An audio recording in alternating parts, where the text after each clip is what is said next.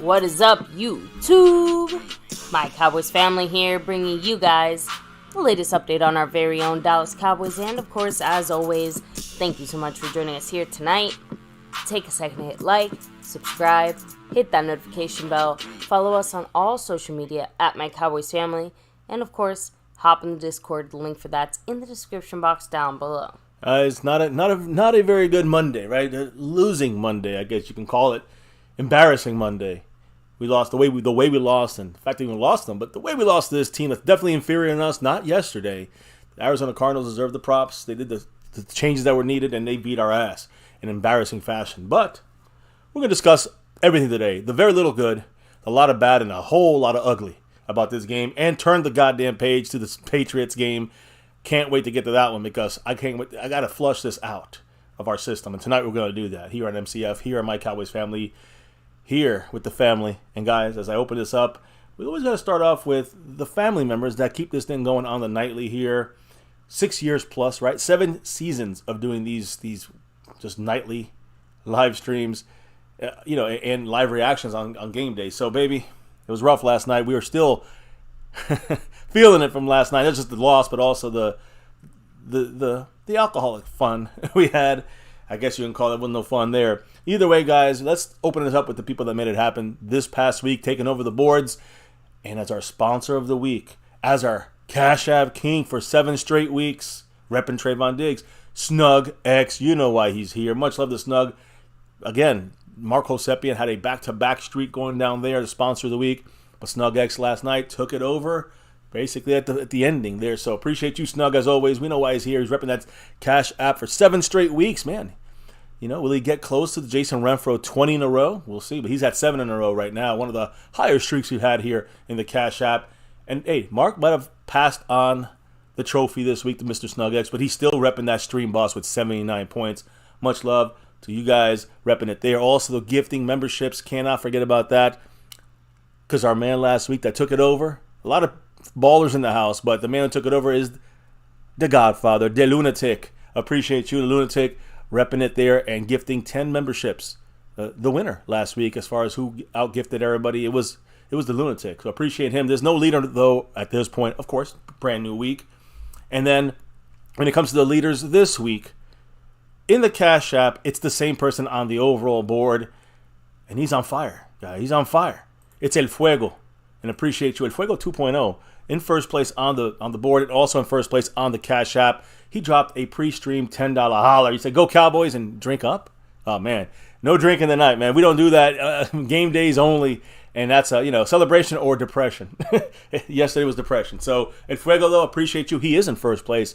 He's on both boards in first place, trying to take over. We'll see what happens. Kicking off brand spanking new, fresh, and clean here. So appreciate you, El Fuego, and also appreciate Mr. Skeptical Fan, who dropped a $4 holler. And I know he's always staying skeptical. What did he actually say with that drop, baby? McCarthy needs to fix our Redzone woes fast. Shake my fucking head. Yeah, well, we're going to talk. I'm going to wait for this. We obviously have a variety of things to discuss. Like we said, it was a team loss, but obviously maybe a few people are a little more responsible than others, right? And that's why we have the poll up there, guys. So again, answer that to your best of your abilities. I may not have every option. I know all the above would have been great, but we all know it's all the above. Which one do you think was the most at fault, biggest issue? Not for the season now. I know a lot of people are answering this as more for the season. I was thinking just for this Arizona Cardinal game. For the season, I have a different answer than for this game. That's just me. I also, again, much love to Skeptical Fan, who's third on the board. And in second on the board right now, baby, a new Navy Blue crew member, 55 Sarichberg. I'm not sure if I'm saying that right. Maybe it's. I think so too. I'm reading the same thing you are. Oh, there you go. Yeah, 55 Sarichberg. Appreciate you and welcome to the family here on MCF Navy Blue Crew. Which actually reminds me, anybody in the Navy Blue Crew Silver level 2, Star level, and the Over Everything level, you have access to all the emojis we drop, and we just cleared out those Cardinal emojis and dropped the brand new New England Patriot emojis. Got 4 of them for you. 2 of them to do with evil ass Bill Belichick, and the other 2 have to do with the evil ass cheating Patriots. Either way, drop them like it's hot, guys. Appreciate everybody in on that side of things. And we talk about that star level membership. I talked about all the membership levels. Always got a shout out on the nightly, those in the star level. This is part of the sponsor crew here, guys. The star level and over everything level shout outs on the nightly. Skeptical Fan, Jason Renfro, Dwayne Broussard, Lincoln Kane, Mary Alvarez, Andy Potch, Marissa Sparkle, Day Lunatic, and Snug X. Much love to all you guys. Can't do this without you guys. In the navy blue silver, but of course the star and over everything levels, the higher of the levels.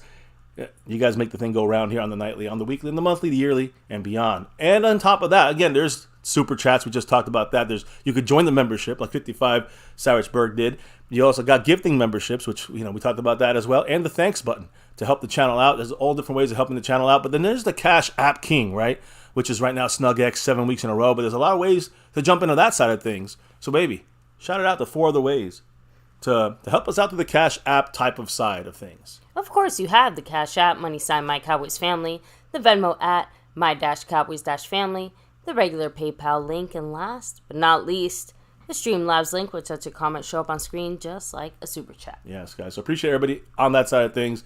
One last shout out. So we did the shout outs for the star level, but let me do a shout out here for the, not just SnugX, but for the star level membership. Which right there you can see it, guys. Star level and over everything level, of course. SnugX in that over everything. He still get a chance to win once a month. Somebody in the star level wins a sewn and stitched, authentic like jersey, guys. From our man Cowboys Mosh, we have 30 different freaking jerseys. He's got about 40 different jerseys of any size, style. A lot of the ballers and the greats of our legends of the past, present. Can't say future, but yeah, we a lot of different choices, a lot of different styles. So the winner gets to pick. We don't give you the one. We tell you to have. You're picking from about 30 or 40 different names. So congrats to Jason Renfro who won September. Well, October is coming around the corner, guys. You want to be in that star level membership raffle? You got to get in that star level or over everything level. Over everything, the bonus perk, you get to be on the show a whole full night, like we just saw SnugX do on Saturday night. Now, enough of that side of things. Let's kick it to tonight's side of things, and who's in the house ready to discuss some unfortunate Dallas Cowboy loss recap. But how can we fix this? Addressing the problem? How can we fix it? And then moving on to the future, the next game and beyond. So, baby, who's in the house tonight ready to discuss this thing? We have Scorpio in the house. Hey, like I said, the Cardinals definitely have some kind of a voodoo doll or something on us, right? 7 for 8. 7 for 8. Seven out of the last 8 they beat us. So trust me, my brother Hanslu, much love to you. My brother reminded me. Trust me. Man, I thought Dr. Jew was our friend. Anyway, jokes aside, but yes, Alonda Hanslu, congrats to your Dolphins there. Rolando Rodriguez, much love all the way from South Texas. Nate Rosario in the house, what's up? Cap 52, much love to you. Scorpio representing. Ryan Hamrick, hello and hi.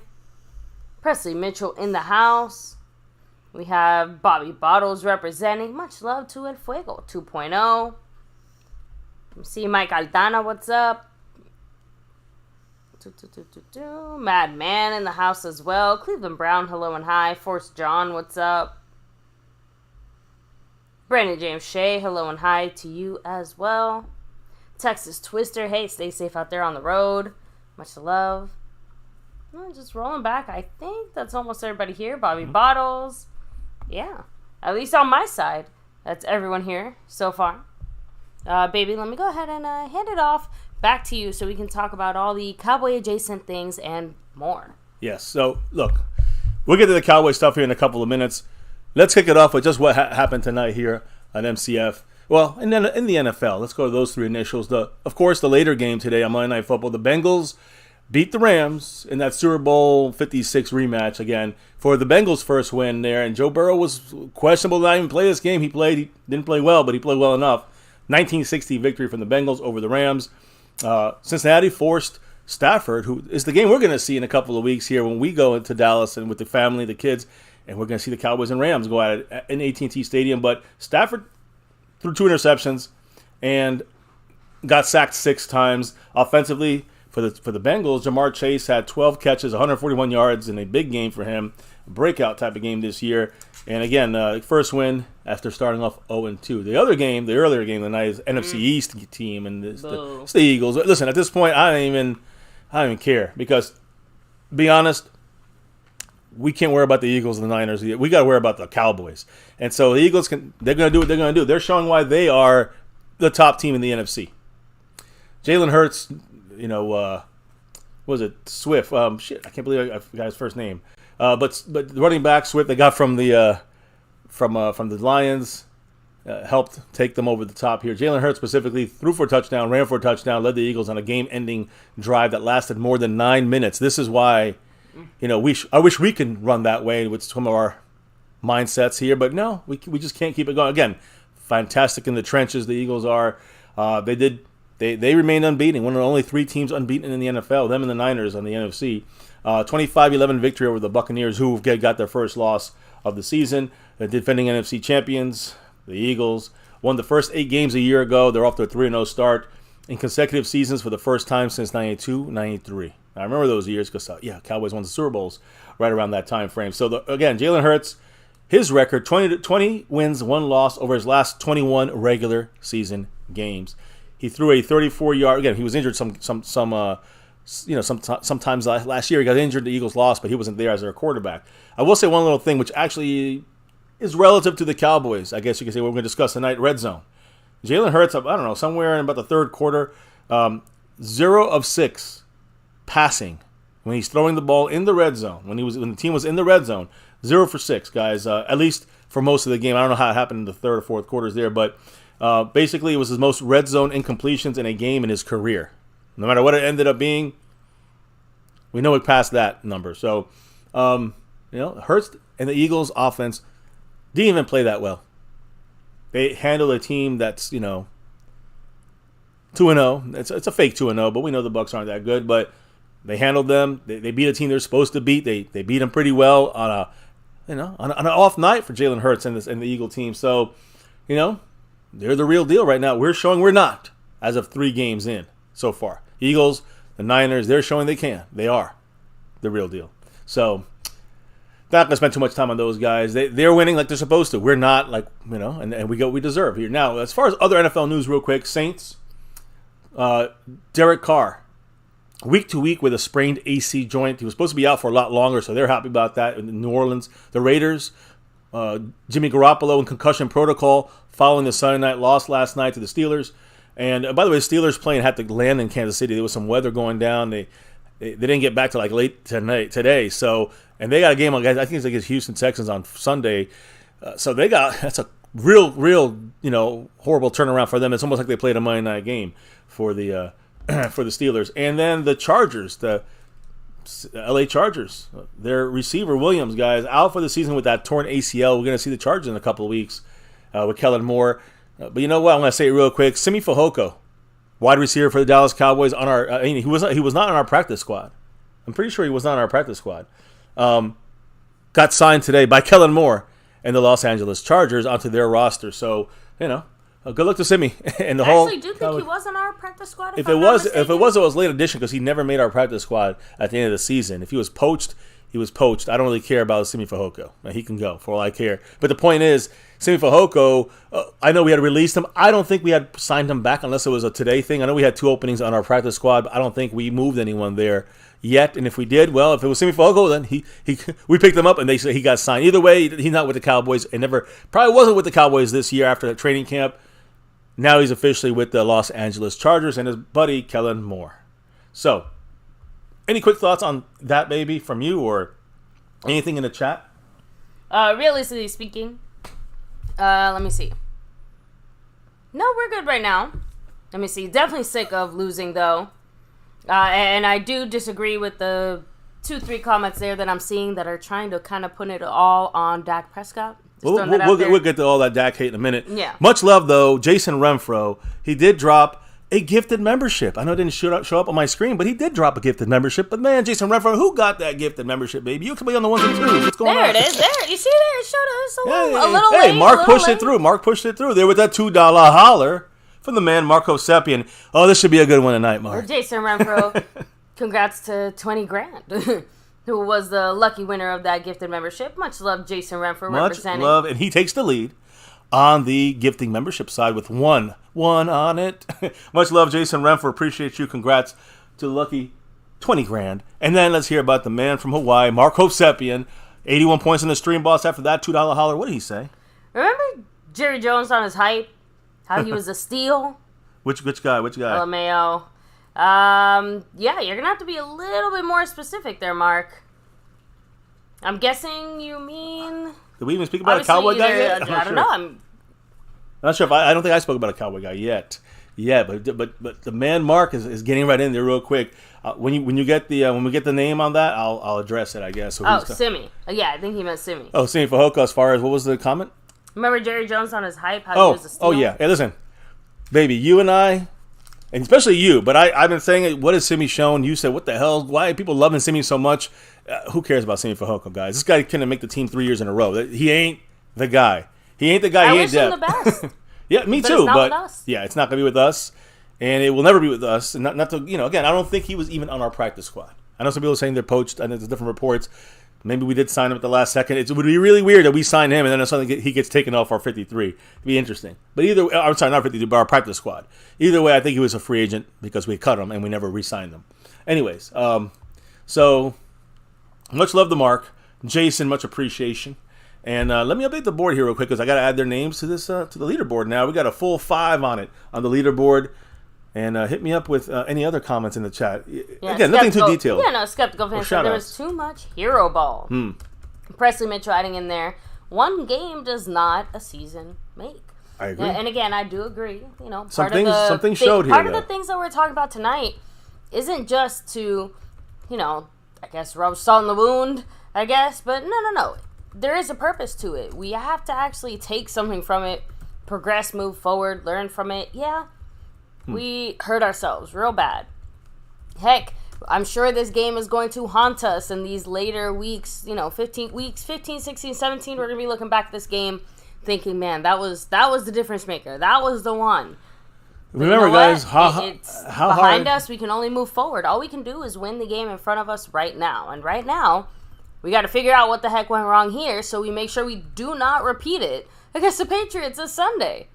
I'm telling you guys, the problem with this whole situation is the fact that, we could have exposed ourselves a little bit, but I also think it has a lot to do with the fact that we could have, again, giving the playbook is one thing. We definitely helped other teams figure us out at least a little sooner and faster than we ever hoped for. But yeah, it's this victory is something that if we don't win, if we even have a chance for home field advantage, and that one game could be the difference maker, this is the game. If the same thing with the NFC East, we needed that one or half game, well, here it was. Yeah, and Jason, the gifted membership did go through. It's just that Mark Hovsepian also had a drop, and that boxed you out as far as like showing up on the. Yeah, we saw you though. We got you. We got you. Yeah, it did show up, and it still counts. I got you. It rang the little bell. Yeah, tied for third because Mark Hovsepian just jumped everyone with that 5 on it. So what did Mark have to say? He said, as for Dak haters, I don't hate Dak at all. I just don't think he's this great quarterback. He's a game manager who makes an occasional play, which is great. I'm going to say one thing about Dak, just real quick, guys. Whether you think he's a great quarterback, I don't think he's an elite quarterback. Whether you think he's a shitty quarterback, which I do not think that at all, or a game manager, like Mark says, like right in the middle there. Do you know that like the top 15 quarterbacks in the NFL are like $35 to $55 million? I'm just saying, my point is, every quarterback in the NFL is going to be $35, $40 million at the very least. Pretty much. I mean, unless you get a real journeyman or a real shitty guy or a rookie. Outside of that, you're not going to get any starting quarterback that's the top 50. Now Dak is in the average pay zone. So the pay don't matter. Dak is now in the range where most people would agree where he's at, where he's supposed to be at. Again, I thought he's a top 10. I still think he's a top 10. Average QB, so to speak. If you think he's average, well, he's getting paid average. There you go. Any franchise quarterback from here on out, guys, and Dak's a franchise quarterback. You can call him whatever you want, dink and dunk, or not a good player. Some people say he's over-aggressive last year with Moore because Moore wanted him. Look, it doesn't matter what the excuses are. Our side, your side, don't matter. Dak's getting, if you have a hate with his price tag or his skill set, it doesn't matter anymore. At this point, it doesn't matter. At this point, Dak is getting paid what any game manager would get paid. Any franchise quarterback, which is what Dak is, and he's a game manager, if that's who you think he is, then he's getting paid the proper money. There's nothing wrong with that. We're getting what we pay for. That's the way I see it with Dak. Again, Dak had his issues last night, but I think the bigger issue is always you got to look at what's the real cause here. A lot of this has to do with, unfortunately, and I'm a big supporter of Mike McCarthy as well when it comes to the play calling, but the play calling specifically in the red zone. You heard me scream about that yesterday till I was red in the face. So, we'll talk about it all tonight. Dak had some issues. Trust me. He made some bad decisions as well. I know a couple he messed up on, but again, it's like 15th on my list of issues. We probably won't get to it too much because he's not in the top 5 all right, on this one. Anyway, at least for this game. We can talk about other games he messed up more. But we're not here to just raise Dak up or slam him down. We're here to just talk the facts about this Cardinal game and going forward in this thing. So anyways, there's my 2 cents on Dak. Now, I updated the board. I think I got everything good now. Mark's in second. Jason, tie with our newest Navy Blue crew member there, Saritzburg. And then in 5th place, Skeptical fan. Of course, always staying skeptical. Now, I'm going to start off a little different today. But first of all, you guys got your emojis, so drop them like it's hot if you got them right now, because we're going to talk about the Patriots first. And when I talk about the Patriots, you know what they're known for, right? With Bill Belichick. The Deflatriots, as I like to call them. Drop those emojis if you got them. Yes, they got a deflated football on their mind. Yes, they're filming the opponents like the Jets, and supposedly even in the Super Bowl they did this. That's why we got the old school camera here, the old school logo with the camera and the deflating football. So, yeah, F the Patriots. You guys got some, also a little bit of evil Bill Belichick. Was he from Star Wars? Emperor Palpatine? Yeah. And, of course, Bill Belichick, who's trying to be a Patriot. He's evil. Let's just call it that. Let's just call him evil and just be done with him. Anyways, with them coming up, guys, the Cowboys have opened as a 6.5-point favorite at home against the New England Patriots. We get the Patriots now coming up. We need to get the offensive line some rest. That's one of the big keys. Hunter Lipke, probably more work in the red zone. I'll tell you, I'm just trying to throw in some ideas for next week. We're just taking a quick peek here. Hunter Lipke leading Tony Pollard is probably a good move against this, I would say, a weaker run defense with the Patriots. I'll go into this in a minute more here. Again, this is just a first quick peek here, guys, a little preview of what we're going to see with the Patriots, and then we'll dive deep into this unfortunate bunch of bull crap, which was the game yesterday. Now I see Mr. Jason Renfro. Thank you for your $1. Dropping $60. $1.60, yes. And Marco Seppian dropping another $5 on it, which puts him in first place on the overall board. So first of all, Jason Renfro, the classic Go Cowboys. Thank you, Jason. Always appreciate it. Yeah. And Marco Seppian with his $5 said, makes no sense to me. We put huge money into our wide receivers and quarterback, and we want to run. Then when we need to pass, we don't utilize our passing. We don't utilize our receivers. So stupid coaching and Go Cowboys. Yeah, again, I said it's all in Mike McCarthy's hands this year. That's kind of been my thought, and I'm sticking to it. Because we go as far as Mike McCarthy's offense goes. And if Mike McCarthy's offense stalls in the red zone, Pollard's going to look bad. Dak's going to look bad. The receivers are going to look bad. The referees ain't going to help us. They're going to pick up flags. You guys feel me on this? So, yeah, I'm with you, Mark. I mean, if you're going to use your guys, use them. If you're not, then I don't know what we're doing. And, again, when it comes to moving the ball down the field, Cowboys moved the ball all the way down the field all day yesterday. We were moving the ball left and right. We got to the red zone and everything stopped. We got down the field into the red zone 5 different times. We got 1 touchdown. Look, I'll get this deeper, but again, this is a failure in red zone play calling more than anything else. Of course, that's an offense. On defense, the run stop and just the coverage issues we had on defense, it was all from top to bottom, not our defense that we usually see out there. If we have games like that, we will lose them all to the worst teams in the league. That's why I'm saying you can have red zone issues like we had against the Jets and still win. But you cannot have run issue. You cannot have run defensive. You cannot have any defensive issues. Let's put it that way. And again, it means you have to stop the run. It means you have to cover. It means you have to get the pass rush. It means you got to, adjust to what they're doing to get you off your game on defense. We did not do that well, Dan Quinn. So to me, that's the biggest issue from yesterday's game. In any game this year, we do not stop. We can have issues in the red zone, guys. We still win games. We had them against the Giants. We had them against the Jets. We won both games because defense showed up. Defense didn't show up. We lose to the worst team in the league. We still had red zone issues, but we lose. You guys understand why that's why I'm giving you my pick for the biggest issue in yesterday's game. And that's the reason why, in my opinion. But anyway, we're going to talk about it all. I don't even know what I have yet to unfold for you guys, to unfurl. Because there's a lot of stuff in here that makes me change my mind every 5 seconds when I talk about this stuff. So brace yourself for it, guys. It's going to be interesting. Now, I also think we need to get Michael Gallup and, Jake Ferguson more targets in the red zone. Michael Gallup and Ferguson, the tight end. And also, Dak. Let him run. Like you said, run a little bit, right? That was one of the bigger disappointments, but Mark with it. We'll get to that Mark later when it's that time. 96 points from Mark on the Stream Boss. Another 5 on it. Tying himself back up with that $5 holler. What did the man say? What I was thinking was, other than Parsons, no D lineman scares anyone. Hankins is great as a run stopper, but no one scares anyone, and that was exposed. And it's not even a defensive situation either. Again, seems like across the board, a lot of our more intimidating players, right? Like the big Brandon Cooks move, slightly disappointing there in this performance. Gilmore, also disappointing considering that he was supposed to be stepping in for Trayvon as the, veteran QB.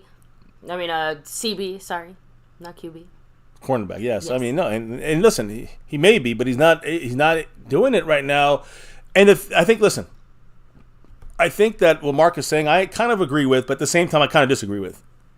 Because I think that when the Cardinal offense did what they did yesterday by sticking with the run, the Jets did not do that.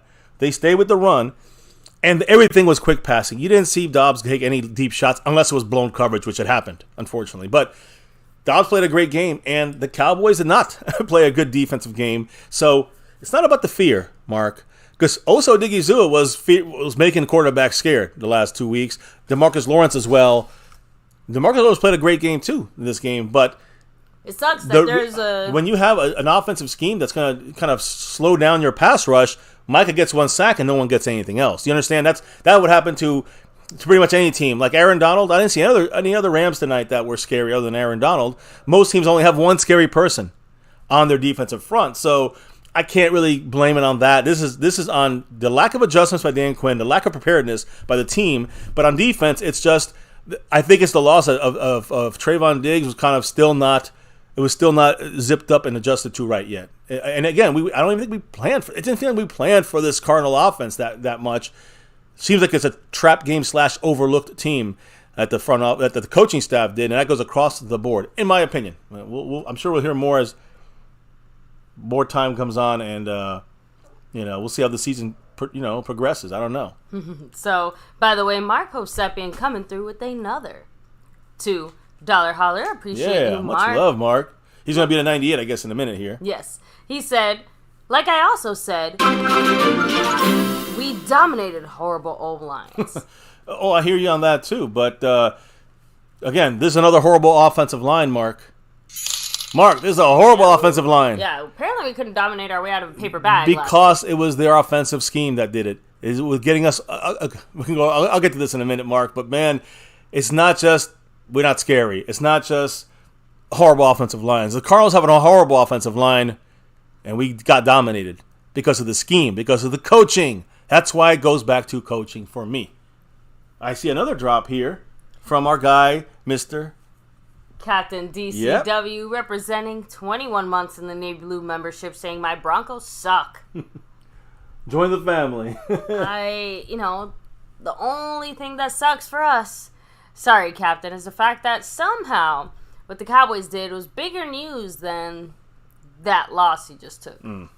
So, although I did see a Bronco player absolutely devastated after the game, crying, just basically saying something like, "Oh, I've been here 7 years. All I've done is lose." That's depressing as shit. I also heard of that game that Chosen Anderson from the Dolphins was saying that they wanted when they hit 70 and there's still like 8 minutes in the game, he said he wanted to go for 100. So there you go. You got a lot of different viewpoints there. Much love, Mark, Jason, everybody in the house here with us, Captain DCW. Let me continue this thing. So we'll hit up. Trust me, we're gonna hit everything 10 times over. So the Patriots game coming. Actually, let me just throw up the Patriots here because we're going to hit them up real. I got to finish this quicker because we might be here forever tonight. We might be here 4 hours on My Cowboys Family. So, anyways, let me get to the Patriots because the Patriots, when it comes to the Deflategates, all right, the Deflatriots. Ezekiel Elliott is now with them. All right, so you got Belichick. You got Belichick. You got with the masterminding. He picked up Will Grier, and there's actually fallout to that today. We'll talk about that.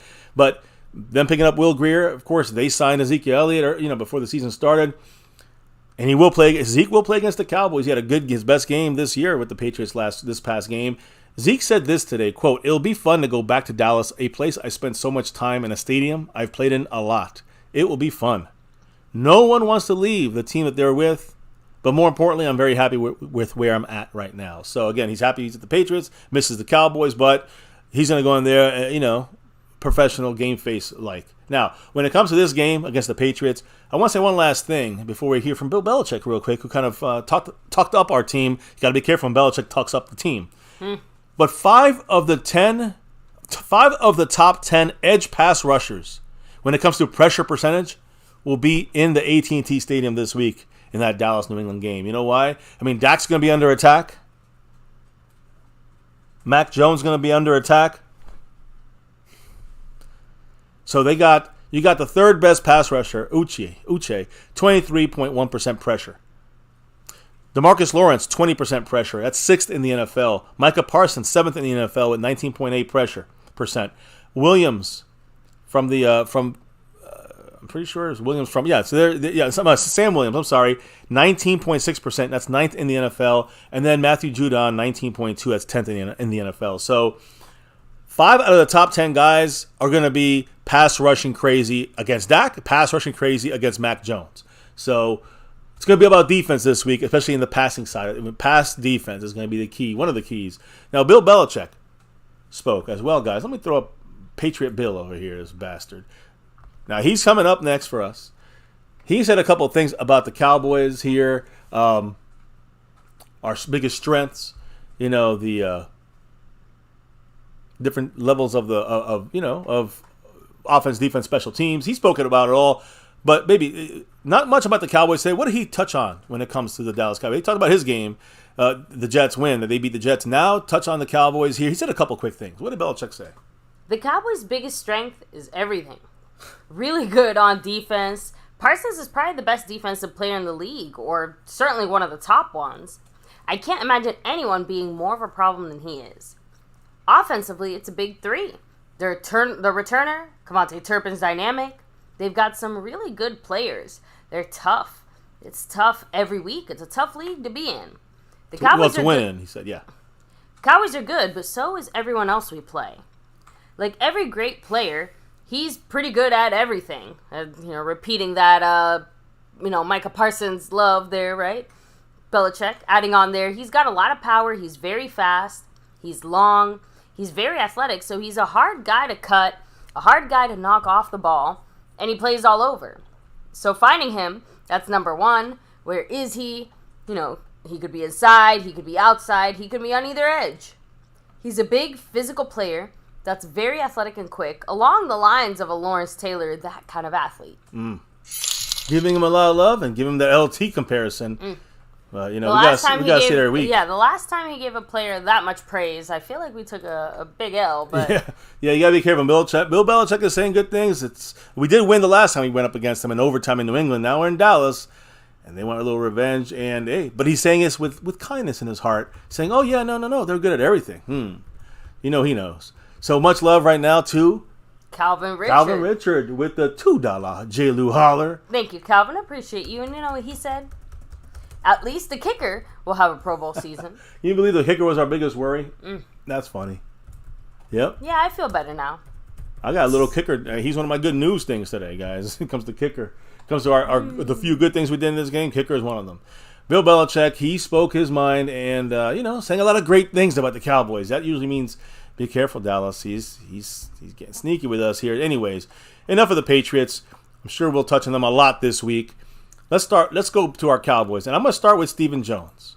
All right, Stephen Jones spoke on 105 through the Fan on the Cowboys' 28-16 loss. He said, quote, "I think it's a really good wake-up call for us." Did we really need this as a fucking wake-up call, Stephen? Did we? I don't know. A wake-up call. We're 2-0, I guess. All right. So then he continued by saying, it's a really good wake-up call for us. We got to take a look at the film and learn from it. But we did things that will get you beat. We just got to execute in the red zone better. We got to be better than that. Okay, Stephen. We agree. Now, he did speak on the possibility of having Tyron Smith back, Zach Martin back, and Tyler Biotish back. The three guys that missed this game on our offensive line against the Patriots. What's the deal? Stephen Jones said, quote, it's possible. We'll just have to see how the week goes. You got to take each guy week to week. Is it possible? Yes. Do we know for sure? Absolutely not. So nothing, again, at least not blowing smoke up our ass this time. It's just they're trying to make it real smoke and mirrors here and just say, hey, yeah, no, can they get out there? Yeah. Will they? I don't know yet. We can't say for sure. I really hope we do because we need it for Dak and his well-being and health this game against the Patriots. And we just, I think we need it the most, really, honestly, to be consistently even better in controlling the game on the ground. Honestly, when needed. I want to make sure I say that. Because we were sucking in the red zone. Even worse, when we had to run, and we forced to run a lot in this game. So that's too much running, but it's more about when you run and how you run. And we had this issue with Moore last year. With our offensive line getting better, pass protection, yes, but that run blocking, it may be better in the red zone for us if we have our offensive line back. But, again, something that feeds off of something else that feeds off of something else. So you were going to say, baby? No, I honestly kind of ended up touching on part of it, so I don't want to really repeat myself too much here. But I did want to touch on one quick comment here. Skeptical fan said, I feel like he's going to save the same script for when we lose in the playoffs. I would be very disappointed if it ends up being a lot of, kind of rinse and repeat commentary or rinse and repeat type of performances from our team. Like I said, the biggest thing I want to take away from this loss is how do we stop it from ever happening again? Yeah, agreed. So Stephen Jones, he got done saying those couple of things. One about this game, we've got to get better in the red zone on offense, and the other thing on, of course, the injury situation for our offensive linemen. Baby, who else spoke yesterday after this colossal fucking embarrassment? I know let's start with the guy who leads this head coaching team here, and Mike McCarthy. I know he had a couple of things to say after the game. I know he said a couple of things today, which we're going to touch on a little later in the show, intertwined with the issues that we saw here in My Cowboys Family from this game last night, yesterday afternoon. So Mike McCarthy, one of the people that spoke, along with Dak, a lot of the players on offense and defense spoke. So break it down for me, baby.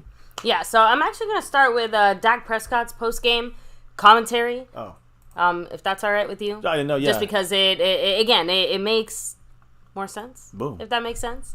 But Dak Prescott, as far as the loss to Arizona, he said, we didn't convert in the red zone. That's the story of this game, period. When you look at this loss, we moved the ball up and down the field, and we just couldn't score.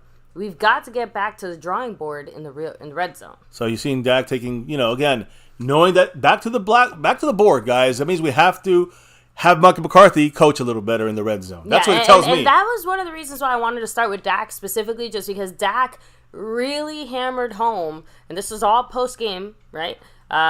Basically just putting it all on him, putting it all in the red zone, putting it almost completely on the offense, at least from the Dak Prescott. He usually says team, he says offense. He's never say coach. But I'm telling you, when he puts it on himself, he always does. But when he does this, when he says the team and Cowboys, and, but it's the Cowboys got to do better, the team that means the coach has to do better. We got to go back to the board. Then that means McCarthy got to go. Who's making the plays? Not Dak. So Mike McCarthy, in the red zone, your ass got to get better. And Dak even just said that in so many words. So, and of course, Dak went on to add in there a little bit more. This one in regards to that horrible interception. Said, quote, linebacker did a good job of playing it. I tried to look him away and then put it by his ear. I knew it was going to be a tough throw, and I tried to make the throw. But obviously, the backer made a great play, and I've got to live with that. Listen, that was just a dumb pass by Dak Prescott. A dumb fucking pass by Dak. Simple as that. Now, should Dak have thrown that? Is it his fault for throwing it? Hell yes. But what was the other options? Incomplete on third. Throw it away on third down. Throw it away on fourth down. That's because of McCarthy's bad red zone play calling. Now, Dak Prescott, here's one thing Dak could have done better yesterday. Not that we would have won the game, but if he had thrown it, I think he would have done a better job instead of trying to force it in there among three defenders that they were going to pick it off. Should have dumped it down to Ferguson, number 87. He had a little bit of a little inside kind of wall there against the defender, and he could have maybe got to get the catch, get on the one, get in the end zone either way, better than an interception. So that's on Dak. Poor play calling by McCarthy. Poor decision by Dak at the end. Dak takes full credit on that. So again, I think McCarthy also deserves credit for all the red zone failures as well. But Dak on that one, yes, but there were not many other. I'm going to be real. Sometimes you'll see Dak. I remember we were in the goal line. We were in the red zone. Remember the play that we did with CeeDee Lamb when we lost yards? The trickery? Oh, yeah. Remember the play that we that rolled? Weird little, motion. We also rolled another earlier in the game. We rolled Dak out to the right. So we made in the red zone. You have a shorter field. You have you have the 12th man, which is I call it 12th man, the back of the end zones. You don't need a safety, and it's hard to find spots on the field to get open. Yeah. Then the Cowboys did a freaking all receiver shotgun situation. Dak rolls out to the right, and you're shortening the field in half. That's not a smart play call when we're having trouble in the red zone, Mike McCarthy. Okay. Anyways, listen, we're talking offense right now because the offense is speaking, but the defense, they do not get a pass from me. This is our identity, the defense. The defense did not show up, and that's why we lost this game yesterday. Anyways, go ahead, baby. I'm sorry. But this offensive shit got to be talked about, too. I agree. Who else spoke? Was it still Dak? No, we're still on Dak. He said this as far as some of our red zone issues specifically. We've got to do better as a team, as a unit. Myself, I've got to make some throws, maybe use my feet more. Obviously, that's an area we haven't been good in this last 2 weeks. We've all got to get back to the drawing board, and it starts with me. We didn't convert in the red zone, and that's the story of this game, period. Okay, there he goes back to the board. Starts with him. So he's doing what a good quarterback is supposed to do, just take the full blame, even though we all know, people that watch this and know football know what they're seeing. They know that, yes, Dak has some blame, but he can't change the fucking plays unless McCarthy changes the red. He can't change the red zone situation unless McCarthy changes the red zone situation. Run Dak more. Better play calling in the red zone is everybody across the board sees this, even Stevie Wonder. Anyways, I'm sorry. Go ahead. Who else? It's still Dak? Yeah, okay. Still Dak. We're almost there. He said this as far as because he was asked, is this like a wake up call for the team? Dak said, "Y'all put us on top of the world. We know who we are, and in that same sense, I'm sure the media got what they wanted. There has only been one undefeated team in this league ever. Yeah, it sucks. It's a humbling." But to say it's a wake-up call when we knew we had a lot of adversity and we just didn't get it done, I think it goes back to myself, the offense and the red zone. We get better right there, we win this game. We have to fix that area, period. And I understand that the offense has to sometimes chip in and do their part. I mean, they tried to. They would have had 22 points if we had kicked those 2 field goals rather than that interception and go for that 4th down earlier. So that's 22 points the team put up. 22 points on offense wins every game with this defense. The defense don't show up, we lose. So you can say the offense didn't pull its weight, but they kind of did. They did. Hey, they scored more points this week than we did against the Giants in 40-point total game. And I'm talking about not short fields. That goes to the defense to me. So, again, to me, the red zone is key. I don't know if Dak could have done anything to fix it yesterday because it's been an ongoing problem since week 1. And to me, we've seen Dak. We know Dak can attack and do better. We've seen the Kellen Moore offense. We know the good and bad on that. But it's not Dak on this one, guys. When it comes, Dak's taking some of the blame here on this specific thing, and he's taking all the blame. But it's this guy. I'm telling you, I don't know if anyone agrees or disagrees on this, but the play calling specifically, not Dak's performance or Tony Pollard's performance or this guy or that guy, even the CeeDee Lamb, bitching for the ball. All that stuff hurt, but it wasn't the reason. It wasn't the main reason that our offense sputtered out in the red zone. It was this guy. For now, it was this guy. We didn't sputter out in driving the field. That's the good part of McCarthy's offense. I like it. I like that kind of the part of the scheme. I hate the red zone offense part of things. So, and again, not surprising there, but honestly, I was not really a fan of Dak's comment there, just because, overall, it seemed like he was trying to blame the media for something that, I don't know, doesn't really feel like it's the media's fault. He's like, oh, you guys put us on a pedestal, and now you're just sitting there wanting to watch our downfall. Well, I understand that, but I understand to an extent. On one hand, I get where he's trying to come from, but on the other hand, he was literally saying this to, Dallas Cowboy media reporters that honestly don't do anything half as bad as they maybe should in regards to criticizing this team and things like that. But anyway, that's a separate discussion for another day. Dak Prescott, as far as that PI call, remember? The flag got picked up. Yes. Right? Horrible situation by the refs there. It was super weird, but Dak said, as I said, I'm going to put it on myself and take the game out of the refs' hands. I've got to make a better throw, put a better pass out there, and try to get it out in front of him. Agree? Now, you see, that's the type of shit I want to hear. Instead of the excuses. I don't know, these other kind of namby-pamby. No, I agree. That play, listen, number one, you don't put it into the referee's hands ever. And they picked up the flag on Gallup. I mean, that was basically... I mean, Dak could have thrown a little better pass, but that's still a penalty. Every pass is not going to be perfect with Dak. So it's a penalty, and they picked it up. There's a CeeDee Lamb bitch fest that he had instead of going for the balls around and sitting on his head. Dak, if CeeDee Lamb would have looked a little more instead of bitch, he would have had that maybe a touchdown opportunity. Maybe would have got a call there. But no, bitching. So that's the receiver issues there or the referee issues. But Dak should have placed it even better for Michael Gallup.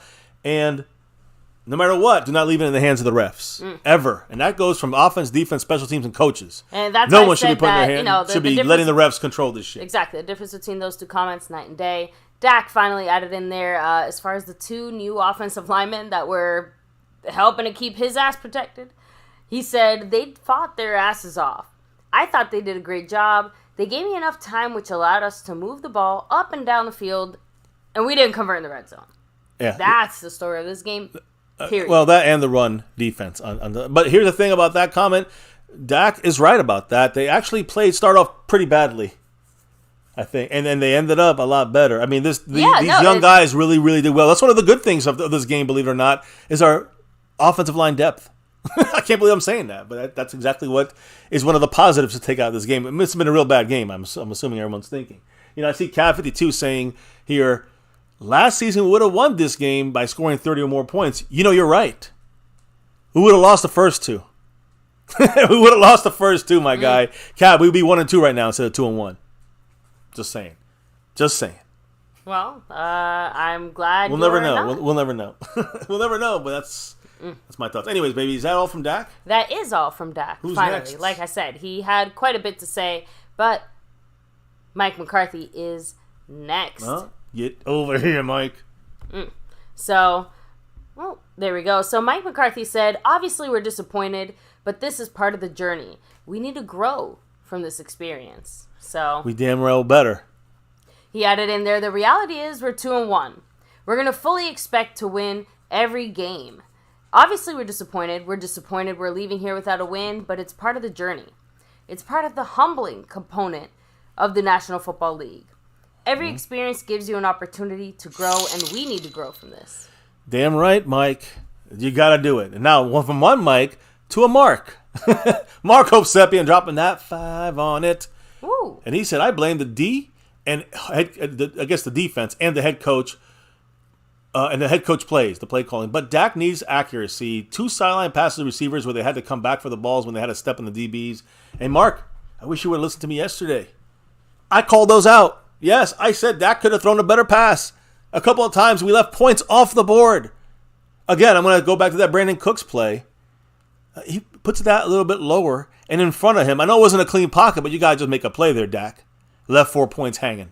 So, hey, I'm with you. But we got, if he's an average quarterback or even a little above average, he's getting paid what he should be getting paid as a franchise quarterback. So I can't really complain. He's doing what he's supposed to do at this point of his career. Not at this point of his career, but at this point of his pay scale.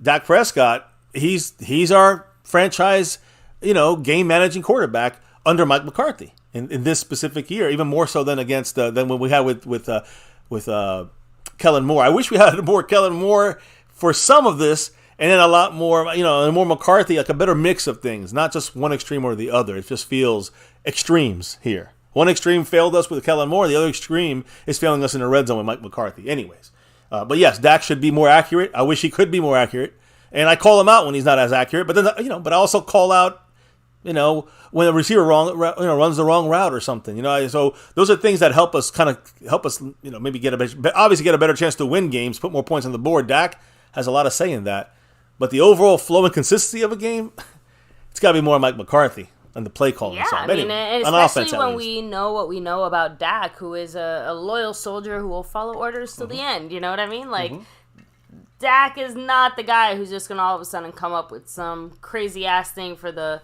offense and say, all right, let's just go out there and do it. I hope when he took ownership of the offense, I hope it wasn't that play on third, and he threw the interception. I really hope not. Anyways, baby, go ahead. Continue on. Oh, wait, before you continue, let's talk about Marco Seppian dropping that 1-2 J. Lou holler. And he said next year he gets $61 million. No idea what we will do. Sell the yacht. Yeah, I don't know about that. Just kidding. Again, let the next year's problems be for next year for now. Because like I said, right now, the Patriots are my number one biggest concern. I hear Mark. I understand the concern here. If I don't think that Dak will get more than what the quarterback with the highest pay is right now. If he might try to, the Cowboys will. I think Jerry Jones will let it go. I think Jerry Jones might let it go, meaning not pay him. That's why he didn't pay him yet. He wanted to see how Dak does in this Mike McCarthy offense. So far, it's been rocky for Dak and for Mike McCarthy. But it's in Mike McCarthy's hands to get this thing right for Dak. And Dak, when given the right plays, looks great. And that's what we're hoping to see a little bit more from Dak. And Mike, got to give him some better plays in the red zone. That's what we need from Mike McCarthy. Yes. So, again, as far as the red zone struggles, I got to do a better job. It starts with me. They were playing high in coverage. Apparently, that's one of the reasons McCarthy said why we were kind of a day late and a dollar short, running a little bit behind. Dumping it down, and then the linebacker speed stopped us, and then they had the back end covered, not just the back of the end zone, but with the high look. So, yeah. McCarthy also had some love to give to Brock Hoffman, TJ Bass, and Chuma Edoga, saying, I'm proud of our young linemen. Not only did they step up and play today, but they did it on very little reps throughout the week. I thought all three of those guys did a nice job. Guys, I got to say right now, the Cowboys had 3 backup offensive linemen in this game. You just heard it, right? TJ Bass, Chuma Edoga. Well, I'm going to throw Chuma Edoga in there and Brock Hoffman. TJ Bass had a 33.3 pass block grade. He allowed 3 pressures and 3 hurries. Not very good there. Chuma Edoga, 56.1 pass blocking grade, 3 pressures, 2 hurries, 1 quarterback hit. Not very good. Brock Hoffman, 75.9 pass blocking grade, the best of the group. At center, 0 pressures given up. So he did a good job there. But, to me, it wasn't really about, when it comes to the offensive line, he's right. Even though those numbers look bad, we were passing a lot. These are young guys. They're going to struggle. The bigger thing is the fact that the offensive line did not lose this game for us. They might have struggled. They had penalties. I agree. They allowed some hits. But, they did a great job blocking for Tony Pollard. That's one of the big positives, I'll say. Tony Pollard was very successful. Behind the backs of TJ Bass and Jake Ferguson. Another guy who really helped out in blocking, number 87. So, we'll talk about that a little later. But just overall, the way we lost, you figure that we had to have sucked in the offensive line, missing all these guys. The offensive game plan was built around Dak getting the ball out quick. I said this before. It didn't really those guys not really affect the passing game or the running game as much as you might have thought. And I said this already. Why?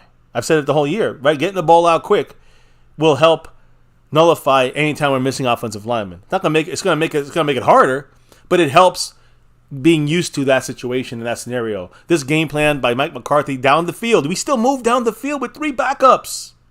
You cannot ignore that. 3 guys out. Like there's 3 backups, 2 undrafted rookies, one of those undrafted guys, Hoffman, who did the best. Practice squad guy elevation, So I'm just saying, the fact that we still got in the red zone 5 times from the offensive side, defense didn't do diddly squat shit for us. The fact that happened shows me that, these 3 guys did not have as bad of an impact as maybe people would have assumed in this game. And that's why it's a good point. Mike McCarthy's game plan is good here. You guys understand what I'm... Again, it's down the field. Down the field, he's doing great, but red zone, he's suffering. Exactly, it's good in a lot of ways, but this is one of the times where he even admitted, damn, I made the wrong choice. I messed up, right? And the red zone, not going for that field goal in the third quarter again. Another red zone mistake. Is that what he said? Yeah, that's what I'm saying. It just plays right into the things that you're. Saying here, right? He had the option, he had the choice, and then instead he made the wrong decision. Yeah, but again, I'm saying the right decisions were with TJ Bass and the backups, the offensive line that he just praised. I gave you some negative stats on the passing side, but the thing I'm trying to say is the first couple of drives are really rough for these three guys. We not lose because of these three guys. These three guys, Chuma Edoga, Brock Hoffman, and TJ Bass, they needed a couple of drives to settle in. The first quarter was horrible for these guys. It did affect us in the beginning. We didn't turn over the ball, though. And so what I'm trying to say is the fact that we got the ball out quick, as the game plan dictates anyways, whoever's blocking, no chance for the Cardinals to really affect us more than the first quarter, I would say. And it didn't cause anything. The most of the time, the Cowboys' offense, in the short game, caused long, methodical drives to become more difficult and maintain momentum when we got to scoring territory. When things closed down, I think that's when you saw the weakness of our offensive lineman being out in the red zone along with McCarthy's play calling. That's where it suffered the most. Everything gets scrunched together, and you have three backups. You don't see it as much on the when you're going down the field and driving. But when you're in that red zone, you see it a lot more, and that's where the problems came up. So, again, all in that failure, again, you got to remember, CeeDee Lamb, Brandon Cooks, they weren't not really put in positions to make the plays down the field. Some of that was Mike McCarthy. Some of it was Dak's inaccurate passing at times, like Mark said earlier. So, again, the offensive line hurt us, but it wasn't really hurting us as bad throughout the game into the red zone. The main thing I'm trying to say, the offensive line did not cost us this game. We did not lose this game because of offensive line injuries. Or even Trayvon Diggs on defense. But I'm talking about offensive line here. So that's my 2 cents on that, baby. Anyways, we got the star level. One of the star level ladies in the house. Mary Alvarez dropping Thank you, Mary. 5 on it. Mary in the house. Mark goes to 895 points on the stream bus. What did Mary have to say? She said, "Hello, everyone. Hope everyone's doing great today. God bless you all. And oh, yeah. Go Cowboys. Go Cowboys. No matter what. Go Cowboys. Always. So we say, as always, win or lose." Hell yeah. Appreciate you, Mary. Agreed. But it was a rough, it's been a down day, I think, from yesterday's loss. Down yesterday as well last night. So it does suck there. But, we'll get ready for a new week, right? We got to clear this bad taste out of our mouth, get this bad taste out of our mouth, and then focus on the New England Patriots, which we already talked about a little bit here, kicking things off. Any quick comments in the chat, maybe, as I update the board? Let me see. Cap52 said, "I'm protecting Dak." Fuck out of here with that shit, McCarthy. Yeah, again, like I said, on one hand, to me, it's a little bit of double talk because, again, it's not like he is wrong. I'm sure that definitely was his original intention, right? But the second things started going left, game plan out the window. What game plan? Skeptical fan also adding in there, we have 3 great wide receivers. How can you not score in the red zone?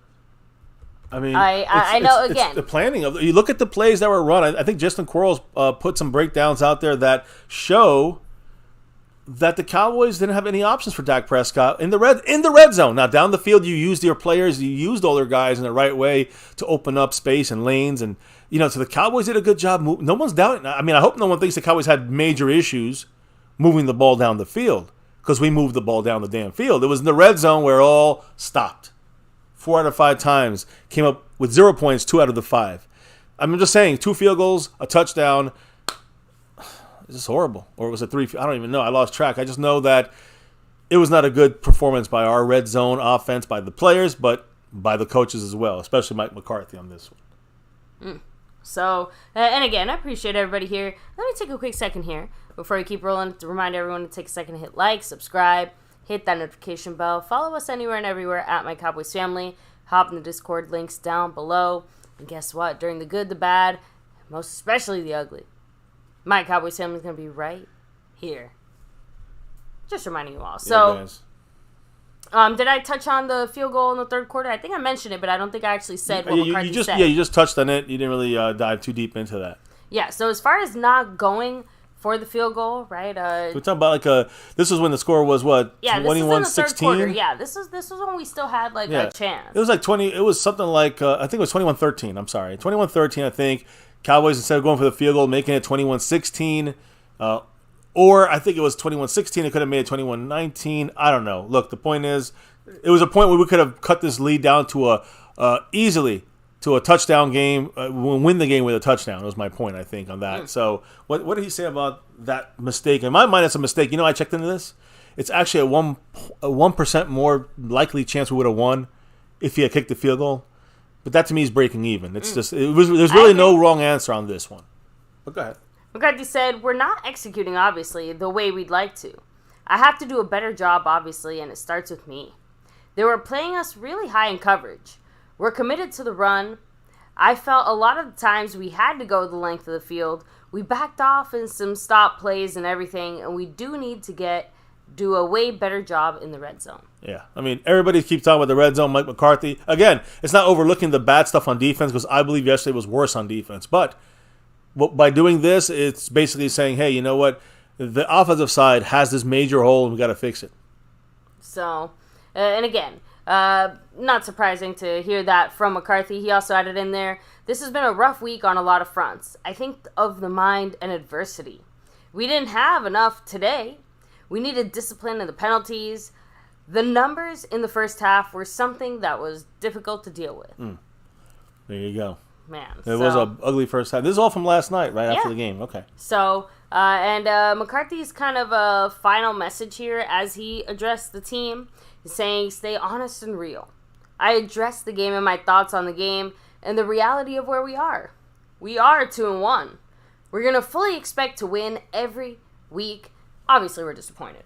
Yeah, I think he said that earlier a little bit. So, anyways. So, yeah, there's might be a little bit of a crossover there, but it was the message there. Yes. But anyways, so, again, we talked about this. Anything, so the players, I know they spoke. Yeah, so. no, the last real little thing I have here, C. Lamb just says, as far as the red zone, we got to score touchdowns. We ain't going to get nowhere with 3 points. Again, you hear that, Mr. Mike McCarthy? Mm-hmm.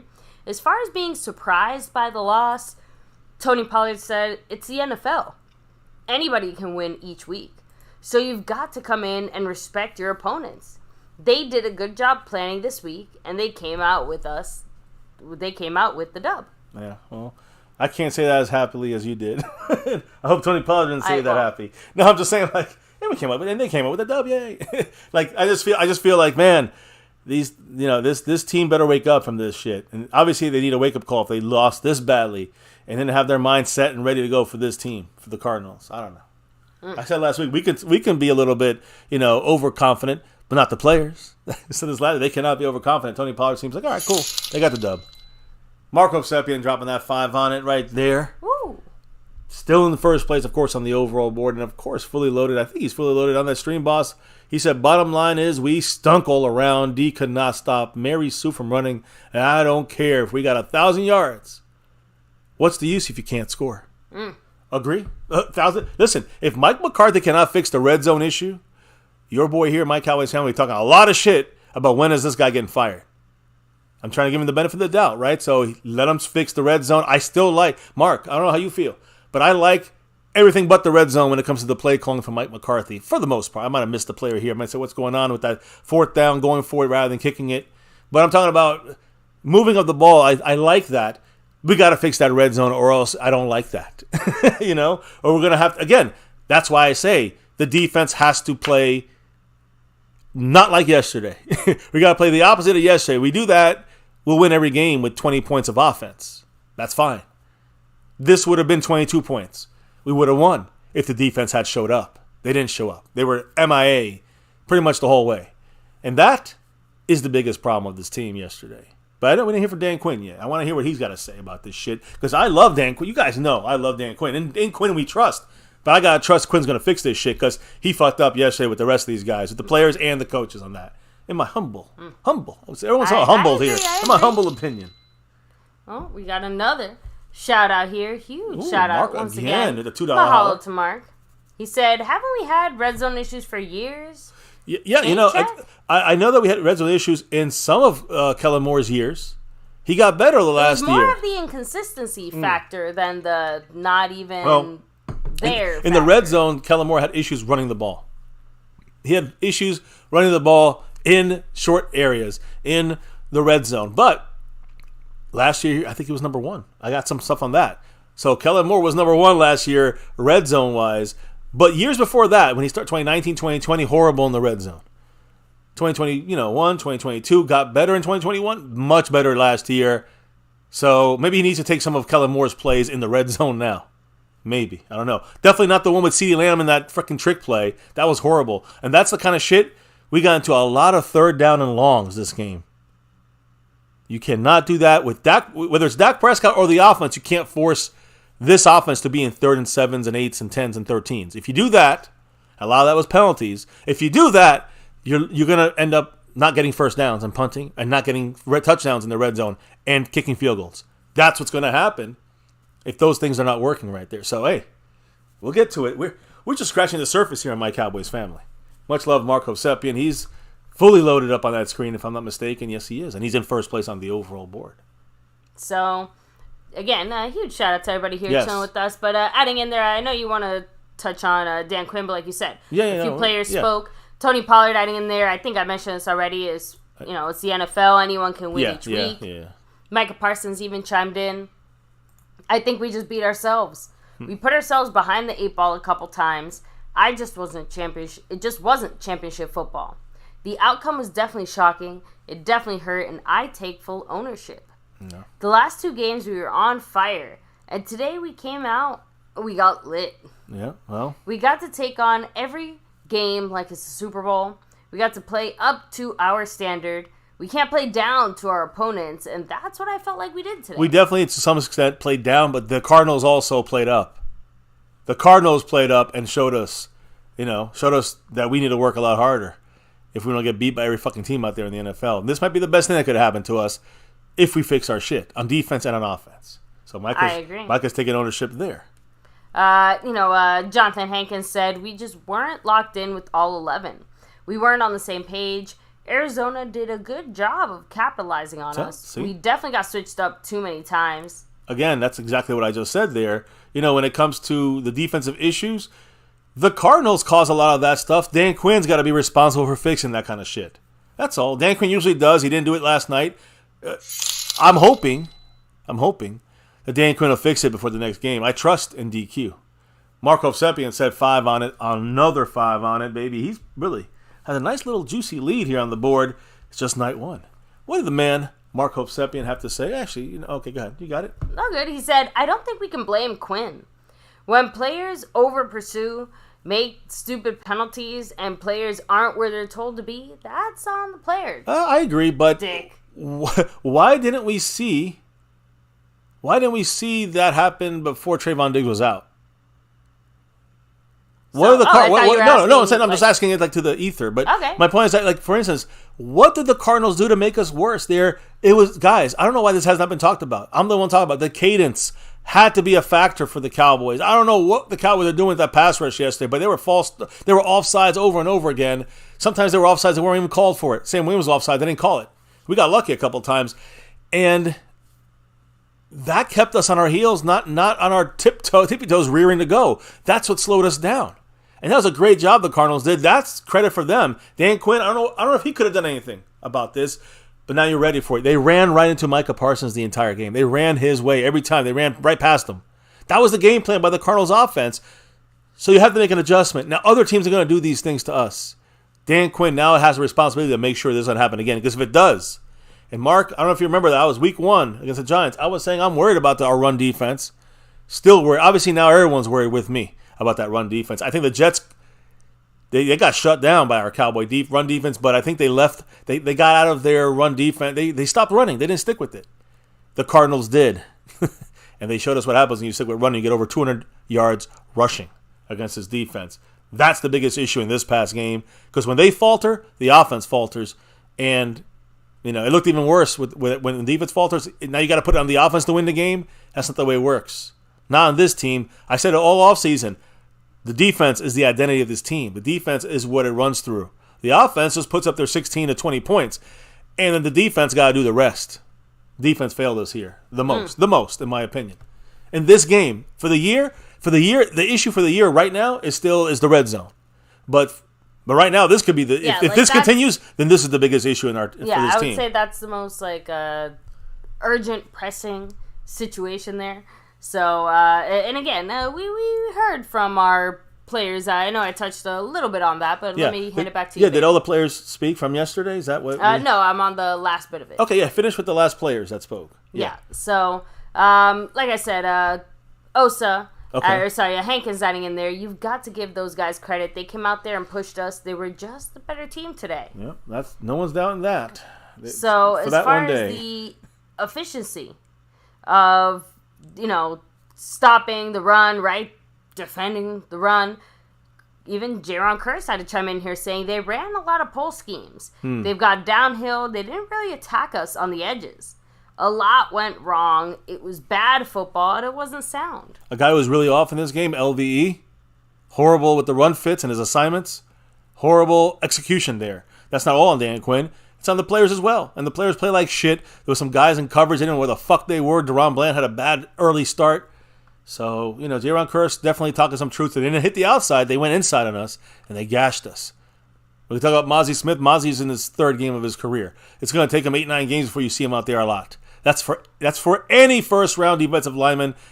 That's not Aaron Donald. They're all going to take a couple of weeks, a couple of months to really get even rolling into the NFL. So I'm not looking at Mozzie as any issue right now. Hankins is doing his job, like Mark said earlier, dominating the run stop and taking on 2-3 blockers. Where's LVE? Where's Damone Clark? That's the issue. Where's Jaron Curse? Right? So that was an issue yesterday.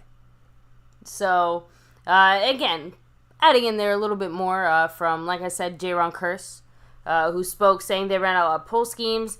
They got downhill. Didn't really attack us on the edges. A lot went wrong. You just said that. It was bad football. I just wasn't sure. Yeah, okay, you hit it up. That was my response to that because that's important. So, adding in there, we were never in rhythm. We didn't do a good job stopping the run inside or outside. We've got to watch the film and do better. Osa, adding in there, we just got to get back to our standard. Got to get back to being the team that we know we can be. We just didn't execute at a high level. Facts across the board. They know it. They got to fix it. The players, and Dan Quinn. And I love Dan Quinn. He's got to fix it too. Now, is that the whole team yesterday from last night's post game? I have one last comment here from Malik Hooker, and then officially that is. Then we're gonna get deeper into this thing in a minute. I'm gonna go through the problems, and that's what the voting is. I want you to kind of read off the poll we have going on right now. Yeah. So Malik Hooker, as far as remember late in the fourth quarter, like that really messed up. Yeah, blown coverage. Play. Yeah, that's one of the ones that stick in my mind. He said it's just miscommunication and bad eyes and bad ball overall. Especially in that moment, because we had the chance to be able to come back and win at that point. But we gave up a big play, and they ended up scoring. And that is the defense that they have to be better. That's number one. It all starts with the defense. If they falter, now the pressure's on the offense will falter. Not because Dak sucks, not because McCarthy don't know how to call plays. We move down the field, but we have issues on offense that we're not high-flying kind of Kellen Moore offense. And we just can't whip it out whenever we want to. It's got to be implemented. And that's where I think Redzone gets better. We can still control the game. We can still, run and pass. We can still do all that beautiful stuff that gets us 5 times in the red zone. And that's a possible, 35 points of offense? If we score touchdowns, we scored 3 touchdowns and 2 field goals. That's 27 points of offense. I'm just saying, the defense can't help us. The defense can't help us, come on, against Dobbs and a ragtag offensive line, old tight end. Come on, man, come on. Journeyman fucking free agent pickups for them, the receivers. This was a team that we were better than, and the defense embarrassed us yesterday. It's on the defense, number one. Again, I'm saying the poll. We can hit the poll up here in a minute, baby, and I want to know what everyone's thinking right now. I also want to do some shout-outs as well in a minute. But again, hitting the voting right now. Make sure you guys get your vote in there. But first, let's talk to Mr. Mark Hovsepian, who dropping that 1, 2, 3, 4, 5 on it. What did the man say? We see Redzone ratings. 2023, 27. 2021, 1. 2021, 6. 2020, 29. 2019, 16. 2018, 26. No matter the coach, we have generally been okay. How can we be this bad with good talent? Hey, this is why, my guy, Mark Hovsepian, this is why, when we talk about the issues, whoever players, I'm playing Dak Prescott, for example, this is why it all comes down to this guy, not Dak.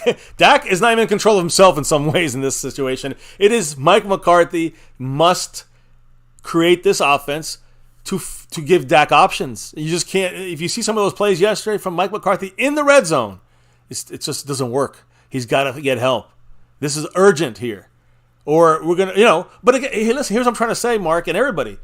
We would have had 22 points of offense this game. Would you agree this was a pretty fucking horrible offensive game overall? Yeah. 22 points would win the game if the defense played. If the defense played, if they had 5 less penalties on defense, we win this game 22-0. 12 or some shit. You know what I mean? Like, that's why it's on the defense. And I'm even though this red zone offense shit, and we gotta have to get better. We want to win games in the future, but it starts and ends with that defense. The defense falters, it's gonna be hard for us to win games. So that's why I gotta bring it back to him. Even after all the offensive issues we can sit here and pick on, and we will, and we're not done. That's one of those things. So, anyways, with the poll situation, baby, excuse me, we're in the middle of this thing here. We're getting to the end. But I am breaking down this poll question here. Before we even go there, I want to make sure I shout out everybody in the house, in the chat. Hit the like button. Subscribe if you're new to the channel. We're over 28,000 family members. Make sure you hit the notification bell to all videos so you know when we're going live or dropping any kind of video or premiere.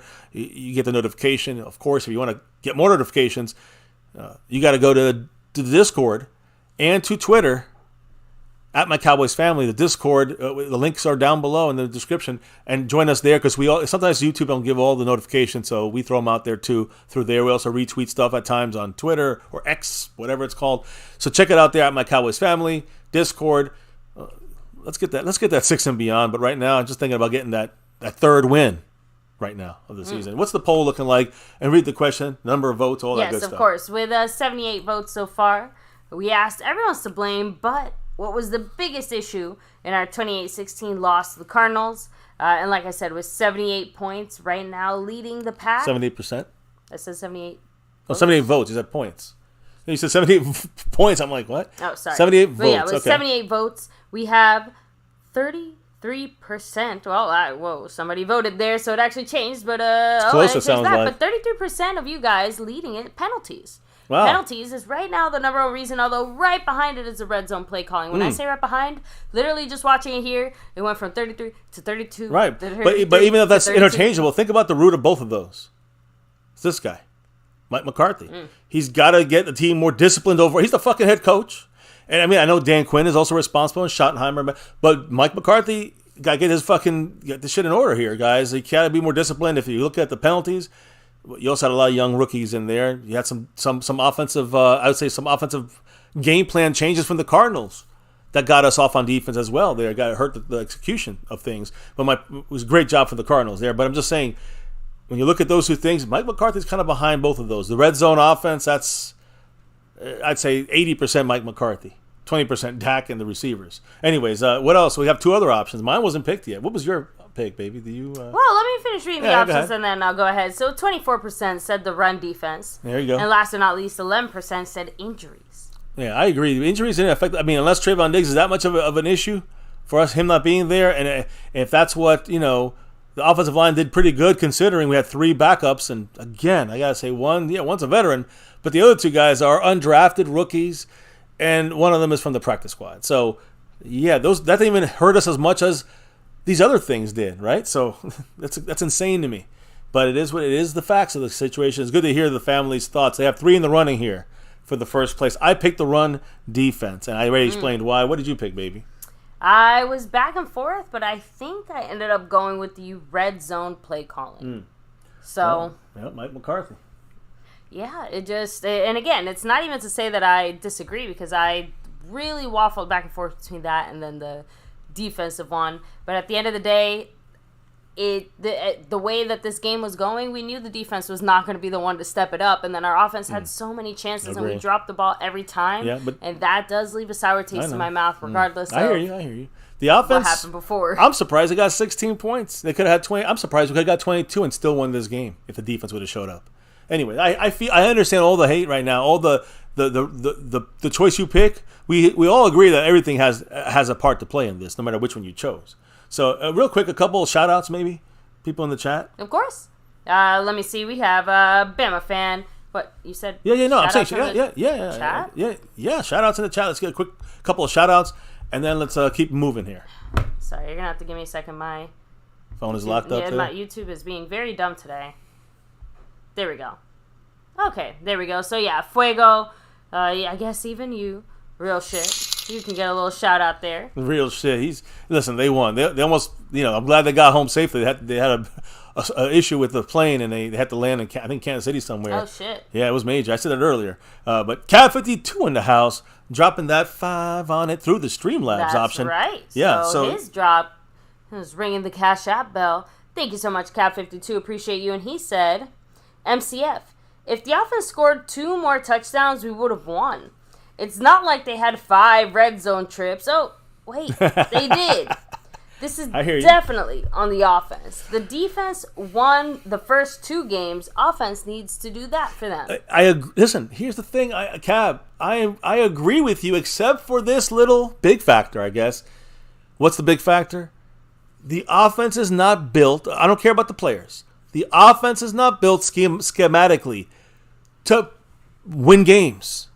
You can tell by the way the red zone played. It's just there to get down the field. You get lucky, you get a touchdown. Most of the time, we just settle for field goals. That's what's killing me, because with that mindset, and I mean, obviously the Cowboys did not have that mindset and hope that we can get touchdowns in the red zone, but we played around with field goal kicker for how long? With kicker? I mean, how long we fuck around with that shit?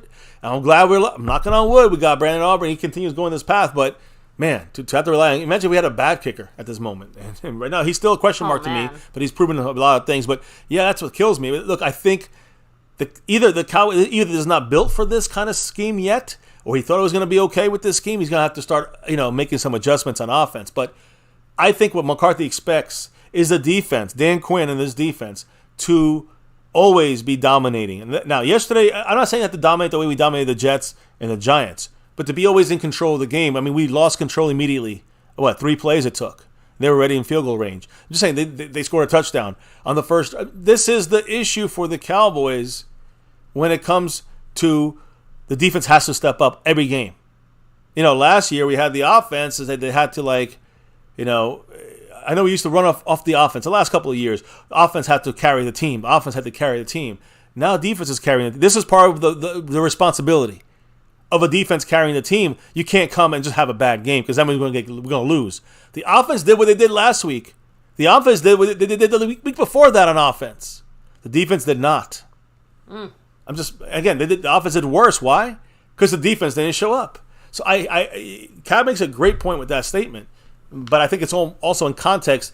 If this offense is not built for scoring a lot of points, then the defense has to come out every game and do its job. Yeah, every game. There's no sleep days. It's literally the reverse of what we kind of came to expect the last few years, which is usually, our defense is good enough that our offense can outscore. It's crazy. Whatever they hold the other team to, It's crazy, because we were literally there a couple of years ago saying, we need the defenses just to be average. We just need them to hold to this. Then we need the offense to get some points here, but is it made for that? Well, McCarthy better figure it out, because right now it is not made to do those kind of things. So, by the much way, love. Huge shout out once again to Mark Hovsepian there with another $5 holler there. He said, that's BS, Mr. MCF. Those 3 receivers are running back and a coach can't utilize them? If you're telling me he can't adapt mid-game, then fire him. That is a total joke. Who are we talking about? Dan Quinn? I'm guessing he means McCarthy, as far as, basically saying, if we have those 3 receivers and that running back, and our coach can't, find a way to get in the end zone or figure it out. I'm guessing that's what you meant. Please let me know if that was. I agree. Correct. At the end of the year. But I do agree. If he's better, Mike McCarthy got to figure this shit out on red zone, or it will be the biggest issue this season. Of course, if we don't stop the run game, if we cannot stop the run on defense, and that's going to be the biggest issue this year, because this whole team is built off the defense. You know what I mean? So, yes, we still need the offense to be better and pick up. I think this offense can carry the team once every 4 or 5 games. This was the game, and they were unable to do it, to carry them and get the extra touchdowns, get the extra points. But we definitely drove down the field. So it's not that the offense, Dak, the talent we have, Mark, that's not the problem here. It's Mike McCarthy's calls in the red zone. It's not McCarthy's calls on the 45-yard line. We're cool with McCarthy. I'm good with that. I have a problem. Get McCarthy out of there when we get to the red zone. And we need someone to make sure we can get that. We need some adjustments there. We can tweak. If we score in the red zone, let's say we scored all 5 touchdowns or 4 touchdowns, and we scored a field goal. That's 31 points. You tell me the defense still almost blew the game? You know what I'm saying? So the defense got to do a lot better, but the offense, they got to do a lot better in the red zone. But in the game, I don't think they do that much better. Now with 3 lost offensive linemen, I mean, are we on the same page there, family, out there, everybody? I mean, we're good between the 0-yard line and the opposing 20-yard. 80 yards, we're good. But then when we get to that red zone, we got to get a different play caller or fix or tweak this play calling. The offense did good when you look at it like that. It did horrendous in the red zone. Is that the players? Or is that the scheme and the coaching, the play calling? Play calling.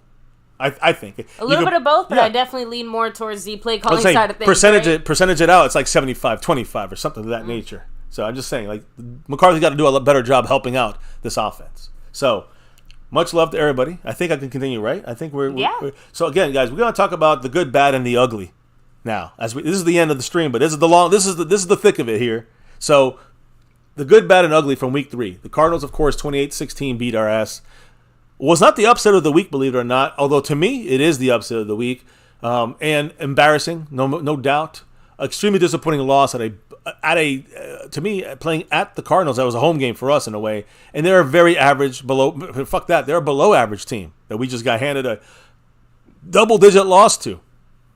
All right, so again, hopefully the key here is number 1, putting it behind us, as in the team, not the fans. We got to just put it behind us now. The best thing the Cowboys could do is use this embarrassing loss, lighten the fire on their ass to propel them to bigger and better things this season. And, of course, the other thing, adjust. Coaching adjustments, player adjustments, whatever it takes. So this is a game you cannot forget. The sting. The players cannot forget this sting. The good. There's only a little bit of good, guys. Micah Parsons finished with 5 pressures. He had a sack. He had 2 run stops, 21.7% pass rush, win rate, fantastic numbers from Micah Parsons, and he didn't play a great game either. But again, by most players, that's a Pro Bowl game. For Micah Parsons, he lacked impact today in this game. Isn't that crazy? Micah had a great game for your typical good player. A great game for Micah Parsons, but didn't have an impactful game the way Micah usually impacts games. Micah Parsons and DeMarcus Lawrence, they're among the top 5 highest graded edge rushers in the NFL when it comes to grades from PFF. Number 4, 4th best for Micah Parsons, and 5th best for DeMarcus Lawrence. So we've got the pass rushes there when they didn't get the ball out in 2 seconds. You guys, then we made a difference. When they got the ball out in a second and a half, the pass rush don't mean shit. Much love, though, to the man Mark Hosepian, who dropped that 5 on it. Woo. $5 holler from Big Mark. What did the man have to say? You made my point. The O-line did well, considering. Correct. Wasn't McCarthy an offensive guru? The D happens to falter. Quarterback the guru. O should step up. Your team can't adapt to that. I'm not arguing with you. Mark, I agree. Listen, Mike McCarthy holds a lot of the fucking blame here, and he is going to be fired at the end of the year if he doesn't fix this ASAP. So, yeah, we're agreeing here, Mark. We're not arguing here. He's not an offensive guru. He's a quarterback whisperer, quarterback guru. So, again, the quarterback stuff, I think he's done well with Dak Prescott. I don't think he's done well with the red zone play calling, and he did not adjust. And that's on the coach. 100% agree there. The D falters. The offense got to be ready. McCarthy don't have it ready. It's on McCarthy. That's why it's a major loss. But it started not with McCarthy, faltering. It started with the defense faltering. I'm just kind of doing for the season, this would be a bigger problem. I don't think we're going to see the defense faltering so much like this. The offense scares us because we've seen it 3 straight weeks, and we know they cannot pick it up past the 16, 20 points they're going to get on offense. That's the most they're going to give you. That's the pickup. Defense got to do the rest. So anyways, I'm sticking with some good stuff here, guys. I'm trying to stay positive for a second before we get to the negative. Michael Gallup. What a great performance by him. Coming out party for him after that injury from 2 years ago. He caught 6 passes, 92 yards, clutch and helping move the markers, the sticks.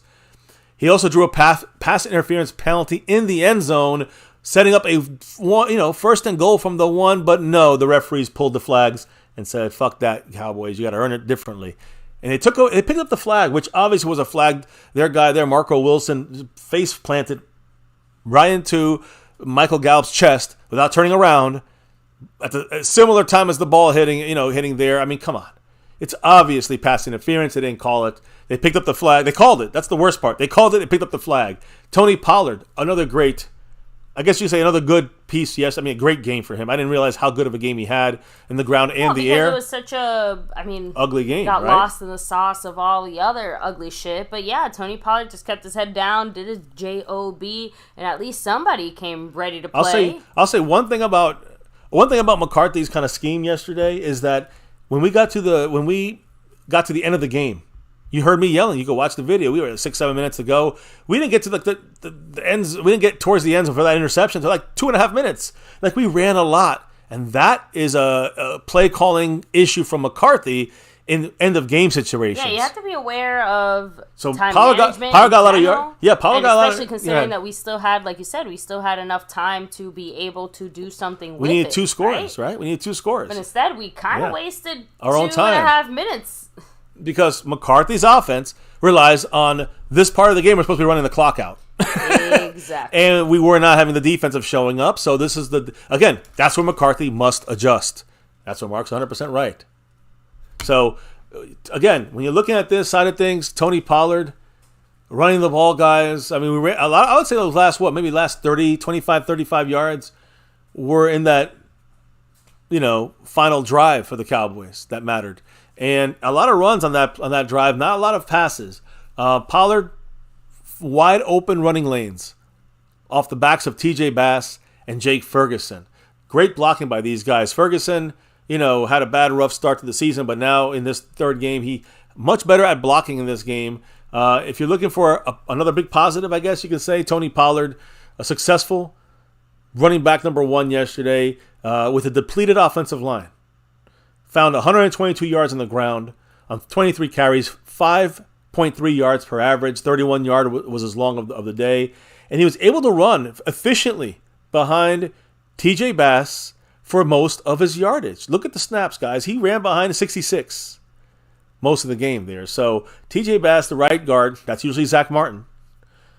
Again, TJ Bass, not the best in pass protection. In fact, one of the worst, but great in run blocking. So great job by him. Blocking for Pollard. Jake Ferguson, when he pulled to run in front of him, did a great job to block for Tony Pollard and helping out TJ Bass. And again, even though the pass game was largely, the same old Texas Coast offense where it's just quick passes, dumbed down. You can say it was even dumbed down to get the ball out even quicker because of the depleted offensive line. The running game was very effective. We never really got to establish it and show dominance with the run, working or not working. Cowboys were down the whole game from the start, and that's one of the issues when you don't have, at least when you have this Mike McCarthy offensive scheme. Now, the last, this is bad because it's the last good thing I'm going to talk about right now, guys. And I don't even know if I have him here. Let me see. Do I have him here? I don't think I have him. You guys know what he looks like though. Brandon Aubrey, the kicker.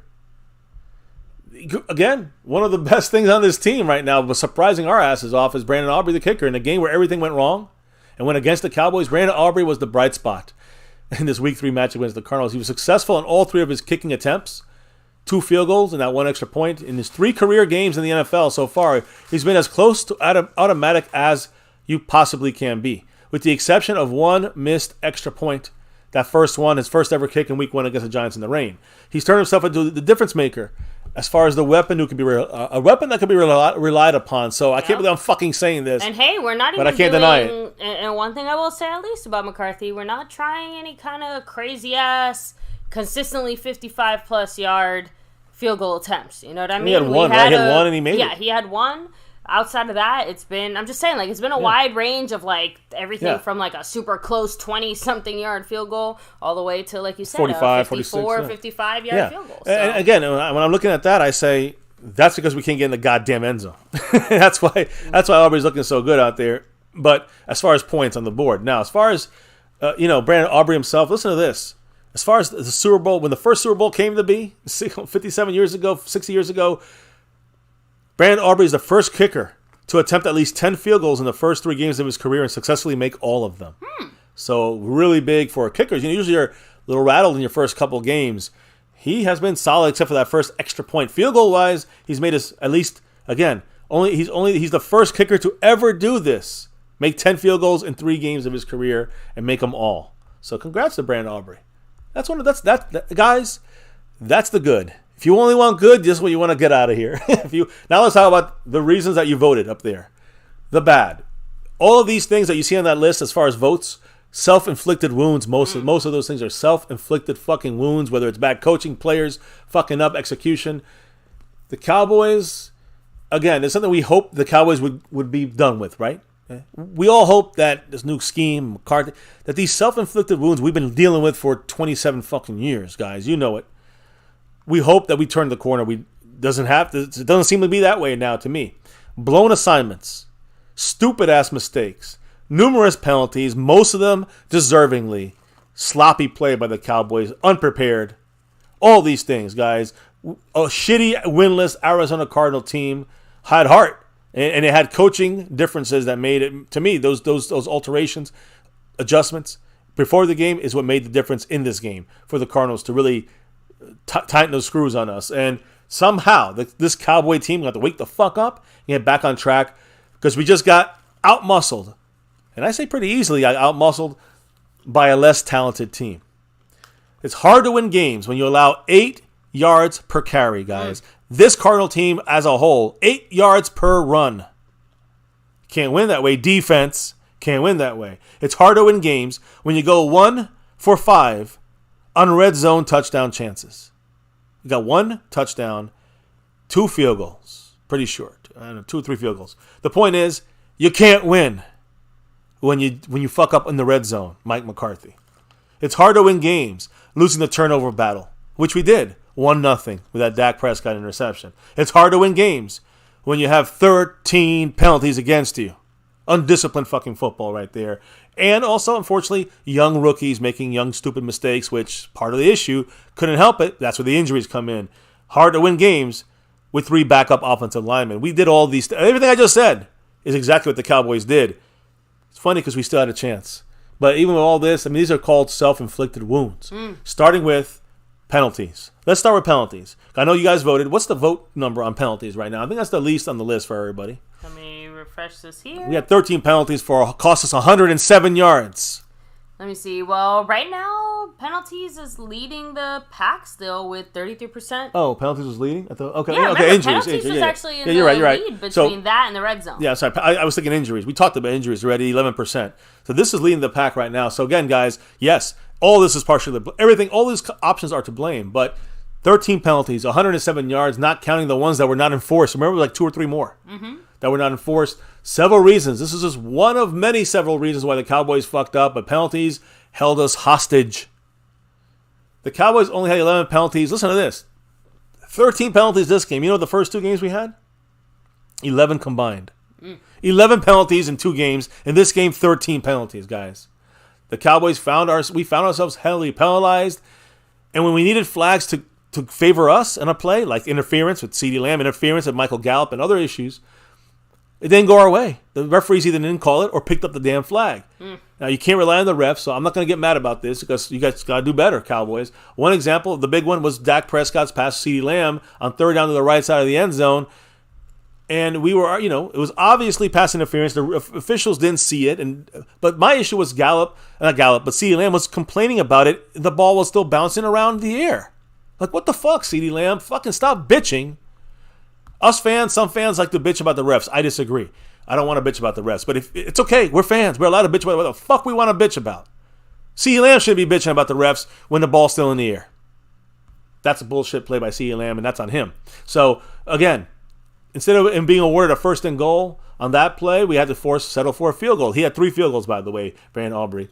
And in the 4th quarter, trailing 28-16, like you see, again, it's final score, Dak dropped back, targeted Michael Gallup in the same spot. Flag was thrown. They picked up the flag. It was 1st and goal. They picked up the flag. So 2 1st and goals by the refs taken away, and then we got called for 13 flags on us. We got to be less sloppy. We cannot rely on the refs to win, to help us win games. It will never happen. If you think that way, then you're going to be really mad because we're never going to win relying on the refs. That's all I got to say about it. That's why, even though it is penalties hurt us, main reason, you got to be better prepared then. McCarthy's got to prepare them better. When McCarthy was asked about the no calls, he said he basically opted to not weigh in publicly because he knows he gets fined, but he also knows it wasn't going to be nice. So yeah, guys, surprised they picked up that flag against Michael Gallup in the end zone. 5 minutes and 20 seconds to go in the game. We could have 1st and goal on the 1. We would have scored with 5 minutes to go. That changes the game because the next play, a couple plays later was interception, right? And then Wanye Thomas. You guys remember that flag? Wanye Thomas argued that, and I think he spoke about that. He argued that he was not offsides. And when you watch the replay, guys, he was not offsides.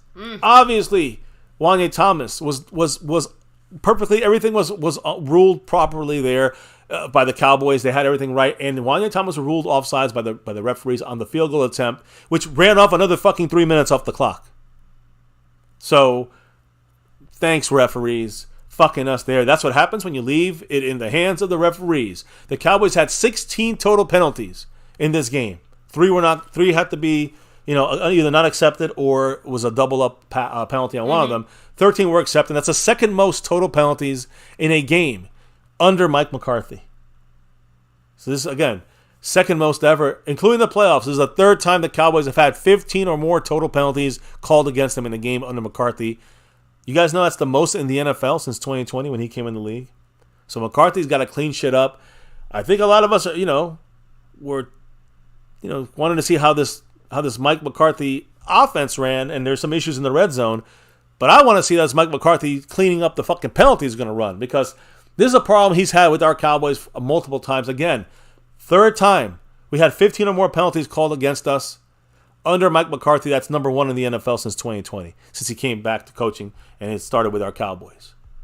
So, any quick thoughts on the penalties? Only penalty comments, please, in the chat. Mike Aldana said, manufactured flag by these refs. I mean, look, one or two of them were certainly, I think, a little bit of a stretch, a little generous, but not in a very generous way. Or not called, right? And I think that was also the Or, just straight up missed, right? But we also got away with quite a few, penalties that we actually committed that they didn't call. So, to me, it kind of balances out. But even if you take away those one or two plays or something, you're still left with, well, again, a lot of fucking penalties. I'm just saying, even if you adjust for 2-3 penalties that maybe they shouldn't have been there or whatever, you're still talking nearly double-digit penalties. So that's way too much. You can't win games when you have everything else going wrong too. Let me see. Scorpius said the refs were bending us over. Let me see. They didn't help, but they never help, right? Mike Aldana said, poor decision. So what did I know that McCarthy also spoke today about some stuff in the offense, and I know Schottenheimer spoke. So I don't know if that touched on anything yet when it comes to the play calling. I know that Mike McCarthy did say he wanted to be more aggressive. He wished he was more aggressive on early downs.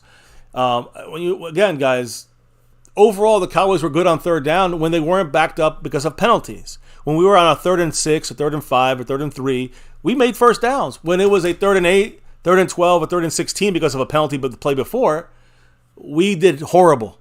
You cannot ask, again, this is something we've been talking about, you cannot ask Dak to win a lot of third down and longs. He did a great job last year, but you can't rely on, that's not sustainable. So that's something that the Cowboys haven't been doing, and same thing yesterday. That was the way the game plan has worked. The Cowboys called 27 runs on early downs while losing the game, while we were behind in the game.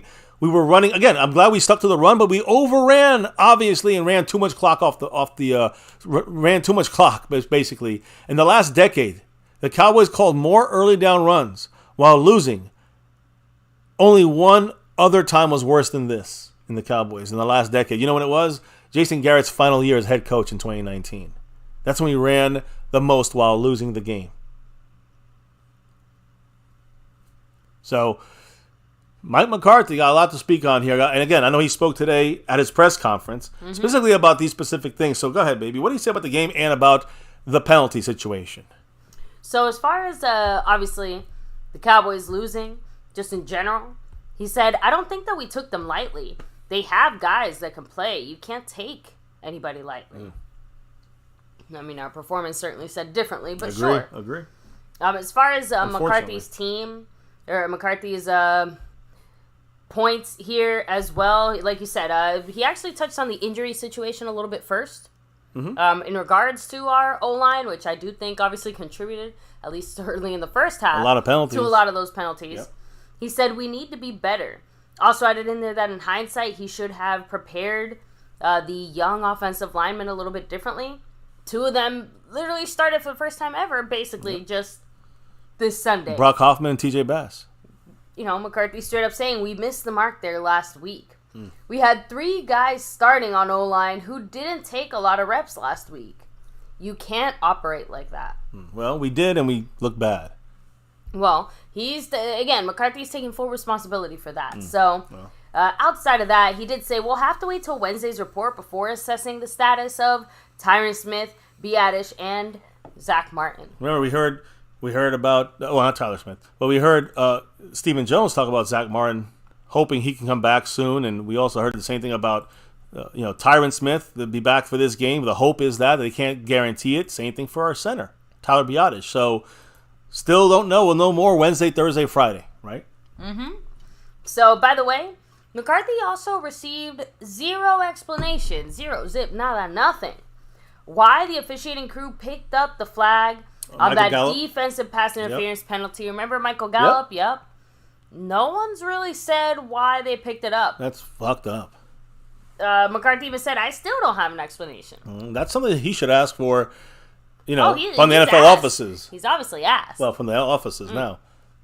So, no, I'm just on the offense. Sorry, I just no. I don't know because again, I have more offense still when we get to the play calling side of things. All right, I mean, again, this actually directly relates to that. As far as our high run rate on early downs, even though we were obviously trailing, so didn't exactly make sense. You don't want to abandon the run, but why run so much? McCarthy said, "I wish I had been a little bit more aggressive in the passing game on first and second down." I just said how much they ran, especially by losing. But in the beginning of the game, he wished he would have thrown a little more. I agree. So bad play calling there by McCarthy. Oh yeah, I mean absolutely. So he also is saying that this week, heading into practice, that they're going to really emphasize red zone work. Damn right, they're going to spend a lot more time on that phase. He said that he likened this issue to an early season struggle on third down in 2022. He said that the improvement came over the course of a year. So basically, we got better there. It wasn't like one day to the next. It was like throughout the year. All right. Well, so, we're gonna don't go crazy today. Because that's the next topic is red zone, and that's one of our higher. That's also up there, like first 1A, 1B over there with penalties as the reason why we lost this game. So I don't know if he's saying anything more at red zone, but I got some red zone stuff to dive into here. Yeah, no, I know. Did you say anything more about the red zone? I just said it. I ended it on him talking about what they're doing in practice this week, specifically focusing on the red zone. Schottenheimer didn't say anything about that either? Schottenheimer does mention something, but that's not McCarthy. All right. I'm just saying, it's not about McCarthy, it's about topic. So red zone is what's important here, and I'm going to kind of break it down because when it comes down to the offense, defense, and special teams, that's the ugly in this game. No resemblance to the team that we saw out there against the Giants, against the Jets. Cowboys got completely beat physically, outplayed by an inferior opponent. This is on McCarthy at the head of this thing here. Offensively, he never got anything going. Defensively, he gave up way too many big plays and touchdowns and points. Special teams penalties. We talk about penalties. Took away that Cavante Turpin run that set us up already in field position to score, but no. Penalty by Devin Harper. That's horrible. That Cavante Turpin nearly that he almost broke his first regular season touchdown regular season return for a touchdown. But C.J. Goodwin, he did a great job. C.J. Goodwin blocking a Cardinals gunner to create the initial lane on the 51-yard gain, but that holding call by linebacker Devin Harper nullified the play. Another almost spark from special teams that never came, to fruition, which really hurt us because then I look at other things here. I look at things like separation for the receivers. And not very good, guys. Bad news here. When it comes to the league average of separation yardage, 2.94 yards, right? Gallup had 2.63.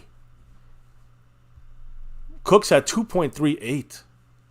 Hendershot did great, but he really wasn't targeted too much, and he's not really one of the major pieces there. 5.91. Ferguson, a tight end, another tight end, right? Not a lot of targets his way. Separation 3.55 yards. CeeDee Lamb is our number one guy. He was like 3.5 yards of separation. Not this game. 2.98. That's the thing, guys. And, when I talk about these players, Brandon Cooks. How do we trade away? Get Brandon Cooks in here, and we only have him with 4 catches in 2 games. Come on, McCarthy. Scheme it better for guys like Brandon Cooks. How about sending Brandon Cooks on a deep route once in a fucking blue moon? Use his speed. This is McCarthy. And then we get to the red zone. Specifically the red zone. The red zone offense needs major improvement. The offense did what they could with 3 starters missing on the offensive line. The offense did great down the field. In my opinion, when you take all that in consideration, the Cowboy offense did pretty well until the red zone. Everything you throw it out the window. All that drive, it doesn't work. It's not new. We've seen these red zone struggles, like Mark said earlier. We've seen this in previous years, not recently, not the last 2 years. And then we saw it again the first 2 games of the season. We saw this red zone struggle. So the Cowboys, again, we scored a touchdown on just 1 out of 4 trips inside the 20. The red zone needs another fucking resuscitation, new life here. And maybe of course, it's going to help with the starting linemen back in the mix. Hopefully at least 1 or 2 of them get back in. What's up? Mark's back at it with that 5 on it. What kind of knowledge did Mr. Mark Hovsepian have to drop back there, baby? What's the use of having a top set of skill guys and not using them? Uh-huh. It's like God giving you a 12-inch Johnson and a huge sex drive and deciding to be a monk. Hey, Mark, I just said that. I said, I just said we got CeeDee Lamb out there. We got Brandon Cooks getting 2.5 yards of separation. Well, you know why? Because he's smaller. Physical guys can stay with him in a smaller distance. We're not using Brandon Cooks' speed. That's on McCarthy. I'm not blaming that. I say, how can we trade for a guy and he only gets us 4 catches in 22 yards? It's not because it's Brandon Cooks. He's doing his job. He's running the routes he's being told to run in the scheme by McCarthy. That's another issue. We can pick this thing apart. It was working enough when the defense is working, but we need to find a way of utilizing the ability of Brandon Cooks. Some of these things we argued about when it came to planning and game planning for your best receivers. Under Kellen Moore, where he would have all these high-priced targets, and he wouldn't even scheme them. It'd just be A, B, C receiver. That's crazy with Kellen Moore. That should never have been done. And Mike McCarthy got to find a way of using his offensive guys better. He found a way of using CeeDee Lamb in the offense and targeting him as a weapon against the Jets last week. What the fuck happened this week? They didn't even know. I don't even know who their fucking nickel cornerback was. And CeeDee Lamb could not get open. They doubled and bracketed him, and they took him out of the game. And Brandon Cooks was just used as a little, 3 yards in slant kind of guy. I don't know. So, good point to Mark there. Now, as we stick with the red zone numbers, let's look at the red zone numbers real quick. Week 1 against the Giants. 4 out of 10 in the red zone for 27 yards.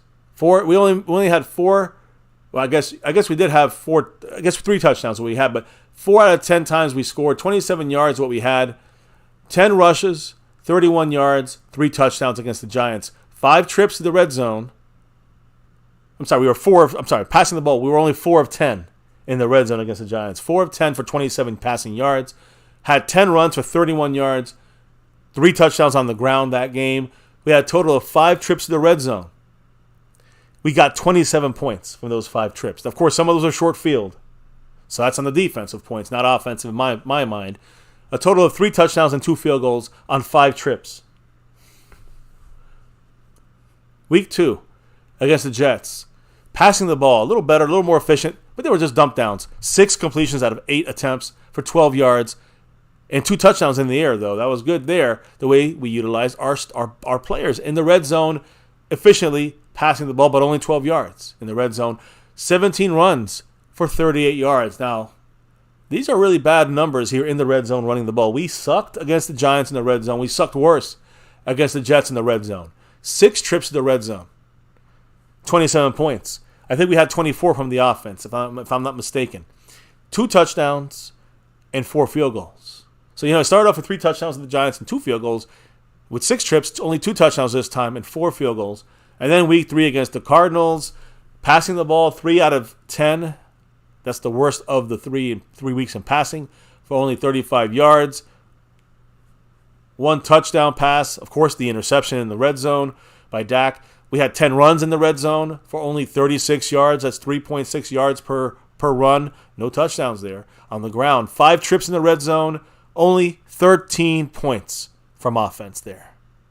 They drove down the field, but they weren't able to put anything other than 1 touchdown and 2 field goals up on that board.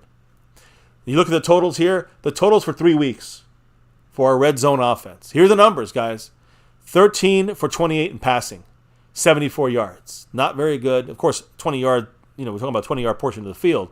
It's a lot of times, a lot of passes there to only pick up 74 yards, only 3 touchdowns and 1 interception. Not good. Running the ball, 37 rushes in the red zone. We threw it 28 times. We ran 37 times for 105 yards and 3 touchdowns. 2 of them in the first game. The Cowboys, 40% touchdown percentage in the red zone. That's tied for 27th in the NFL. 27th out of 32. That's pretty bad. That's horrific. That's on Mike McCarthy. And to me, this is something that Mr. Mike McCarthy must fix now or we're in trouble. When you look at the... Yeah, there's a reason we're, bringing such an emphasis to it throughout practice this week, specifically on that, right? Yeah, looking going forward, McCarthy did say that's the plan going forward here. So, yeah, I mean, it better be. It fucking better be, because you got to do something about this. So, the Cowboys have been very... That's McCarthy's way of saying this is what we're doing about it. Agreed. So, and at least they're now trying we know to do what something. They're doing. Let's see now, of course, this Sunday will be the big test on how effective it actually was. Yeah, and you got Belichick, an evil studier here. So, listen, the Cowboys have right now with 2, believe it or not, Kellen Moore is very predictable, but so is McCarthy when it comes to the red zone. Very predictable when we reach the red zone. We run, listen, the run call percentage on first down, the run call percentage on second down. How often do we run percentage-wise on first and second down in the red zone? It is horrific, guys. 80% run on first and second down in the red zone, regardless of down and distance. This is a misstep by Mike McCarthy. He's got to figure. You cannot just run 80% of the time blindly in the red zone, regardless of down and distance. You sound like Kellen Moore when you read these stats. I'm just saying, guys, regardless of distance, what the fuck? Mike McCarthy fixed the fucking red zone. The biggest problem on offense, I don't know about the team, but the biggest problem on offense is the red zone play calling by Mike motherfucking McCarthy. Case closed. Now, any quick comments on that? Because I'm about to wrap up this side of things and get to our last part, which is my number one thing here. I have to give a little credit. I guess some kind of credit, because Mike McCarthy's doing shit here with Kellen Moore and even Ezekiel Elliott when it comes to short yardage stuff in the red zone, right? Because that's where we're missing. The 2 guys we're missing are these 2 guys in the red zone. And 2021, 2022, the Cowboys were the best red zone team in the NFL. The last 2 years. The best red zone team was Kellen Moore and this offense. So, again, Kellen Moore, I guess Mike McCarthy started incorporating Kellen Moore plays down there right the fuck now. I like what you're doing down the field. I don't like the Kellen Moore plays down there. But the red zone obviously worked, so get it working, Mike McCarthy. It's on you, motherfucker. The Cowboys were the number 1 red zone offense the last 2 years. The current numbers of Mike McCarthy: week 1, 3 red zone touchdowns on 4 red zone drives. Week 2 against the Jets, 2 red zone touchdowns on 6 red zone drives. Week 3, 1 red zone touchdown on 5 drives in the red zone. The Cowboys' red zone ineptitude is horrendous, especially when you consider the fact that we're able to move the fucking ball down the field. It's not like our offense sucks. We're moving the fucking ball. We just can't score touchdowns. And when we need them, like we didn't need to get the Jets. We don't need the touchdowns efficiency against the Jets. We got 4 field goals and 2 touchdowns. All right. We beat the Jets because our defense is holding it down, and that's great. When the defense can't hold it down, they fuck up.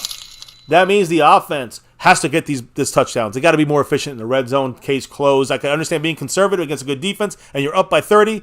I don't understand it when you're down and you're being conservative and you can't find a way out of this because McCarthy's play calls just don't fit the scheme right now in the red zone. It's pitiful. He didn't have plan B set up for this. What's up, Mike?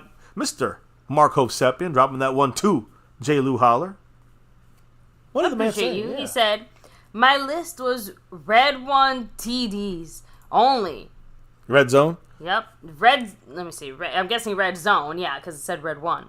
Red zone touchdowns only. You're counting field goals. No. I wasn't. No. I did not count them. I said touchdowns. Okay. Yeah, touchdowns. I said, Mar. I counted. I don't know what which part you heard of that. I know I made a mistake in the beginning. I did, but I fixed it. The rest of my numbers were accurate. But I just was saying, the Cowboys had 3 touchdowns, 2 field goals. Week 1. Week 2, 2 touchdowns, 4 field goals. Week 3, 1 touchdown, 2 field goals. Just saying, horrific from the Cowboys. On trips of the first week, we scored 5 times. but 3 touchdowns, two field goals. 3 touchdowns in 5 red zone trips. Week 2, 2 touchdowns in 6 red zone trips, but it wasn't really needed. Like I said, we had control of the game. But this is different. 5 trips and only 1 touchdown in the red zone. 2 field goals in the red zone. I know we had a third one from outside of the red zone, but come on now. You got to put those up, guys. We're 40% touchdown percentage. The Cowboys' touchdown percentage is 40% in the red zone. That is tied for 27th worst in the NFL. Pitiful, horrible, disgusting. And, yeah, I don't know what else I can say about that shit except for Kellen Moore. Kellen Moore, got to give him a credit, at least in the red zone. But the point here is, guys, that we can move the ball down the field and we can't score touchdowns. Every single snap is spreading out a receiver and throwing slants and winning isolation matchups. Why do we stop that in the red zone? Why do we get stupid in the red zone, Mike? He's got to look. It's harder to spread the. I do agree. When you get to the end, to the red zone, it's harder to spread the field when you have a shorter field. You know, because you don't have that depth. You can use that. So we know that. But the safeties, of course, we know they have to less ground to cover and can bone up and get up there and make plays and add an extra defender in the mix. That screws up the Mike McCarthy playbook. You better get it together when you get in the red zone, Mike, because you're screwing it up right now. You got, in my opinion, you got to take advantage of the one-on-one matchups. Not catch-up. The one-on-one matchups when you have them in space. When you see that, you attack it like the Gallup play. That should have been a penalty.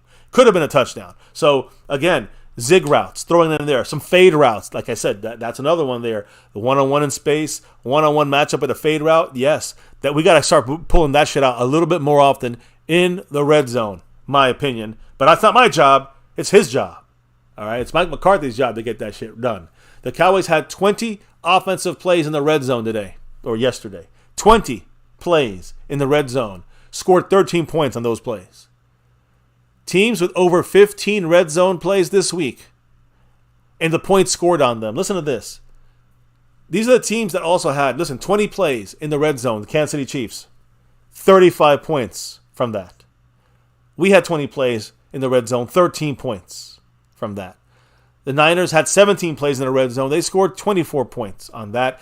The Seattle Seahawks had 16 plays in the red zone. They scored 29 points. What is my point here? The Cowboys scored 13 with these other 4 teams, the other 3 teams. This is unacceptable. A lot of finger pointing to go around. It's not just on the offense, guys. It's not just on Dak or on the coaching staff or the play calling or the refs or the penalties. Of course, the defense is here as well. It's not only on them either. But again, I'm going to kind of talk about the defense in a minute. But as an overall team, with all these things going wrong, you cannot give up 400 yards of offense by your defense from Joshua Dobbs and the Cardinals. And you cannot give up 222 yards rushing to the Arizona Cardinals if you want to be elite on defense. The Cowboys are not elite on defense. The Cowboys are not a Super Bowl team right now.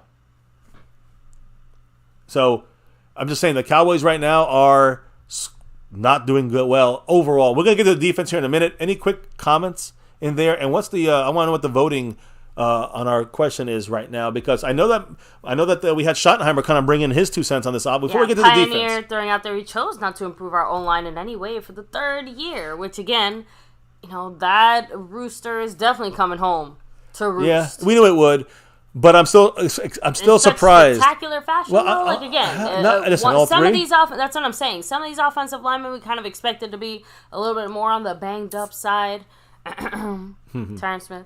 But outside of that, the fact that the other guys are also banged up, it's like, yeah, okay, that's normal football and stuff like that. But they're all banged up now. I'm still impressed. They're all missing now. I'm still impressed what the heck? I'm still impressed though by the backups. They did a great job. McCarthy needs to do it. I wish McCarthy could do as good a job in the red zone as these guys did going in that game for the first time. So that's not the issue. That's one of our, again, like Dak. People want Dak and the offensive line. That's out of the top 10 of major issues on this game. They're not in the top 10 list in my opinion. But anyways. Just saying, like, it's an issue, but still not a major issue in this past game. We got to get our offensive lineman back, though. We could probably do better and do more in the red zone if we had him back in there. So, let me see. Cod52 said, Cardinals 400 offensive yards, Cowboys 416. No excuses for the offense. No excuses. No excuses. I agree 1,000%. The offense needs to They were efficient. You just said 400 and something yards, right? I mean, we had a lot of yards too, but we couldn't score points because of the red zone. Frame Ripper's saying, when it's week 3, I don't like pointing fingers just yet. I agree. It's right. It's not pointing fingers. It's seeing what your worst issue is right now. It's not really pointing fingers. I believe everybody in this team is trying to win the game, trying to find a way. But McCarthy's the guy. Everything is on him now. This is before even the season started. We know this is his last year if he can't get past the divisional round. We know this. We're pretty sure about this, and this is not helping his case. Let me leave it at that. So what did other people say? I know McCarthy spoke as well about the offense, and so did Schottenheimer speak about what we're going to do about fixing this shit. What are the things we're going to do? Because we got New England coming into town, and they know Will Greer and Zeke, they know our hand signals. And a lot of other things I want to know what was said. Now, who spoke first maybe about the offense here? Schottenheimer, we already touched on Oh, McCarthy's all done. McCarthy All right, said. cool. Well, then Schottenheimer's up. He did speak, our offensive coordinator, not the play caller, but the offensive coordinator. What did he say? We just kind of shot ourselves in the foot in the red zone. Yeah, we did. Too many 3rd and longs. A big emphasis for us is going to be getting ahead of the sticks in the red zone. It starts with me. I have to coach better. We shouldn't have been able to punch a couple of those touchdowns in. You know, it's funny. He's taking the hit and the bullets for McCarthy. That's interesting to me. Yeah, definitely a little weird. Since when I think OC, I'm definitely not thinking Schottenheimer, although I guess I should be. No, he's the coordinator, but again, coordinator is different than play caller. That's the key. He gets them all together and get them. But the play caller is McCarthy. So McCarthy, yeah, he's the guy running the offense, but this guy's more of a player's guide, I guess you can say. So Schottenheimer also added in there, as far as the matchup specifically, with us against the Patriots, right, now that they have Will Greer and Zeke in the building, he said, we know Will knows where a lot of the bones are buried.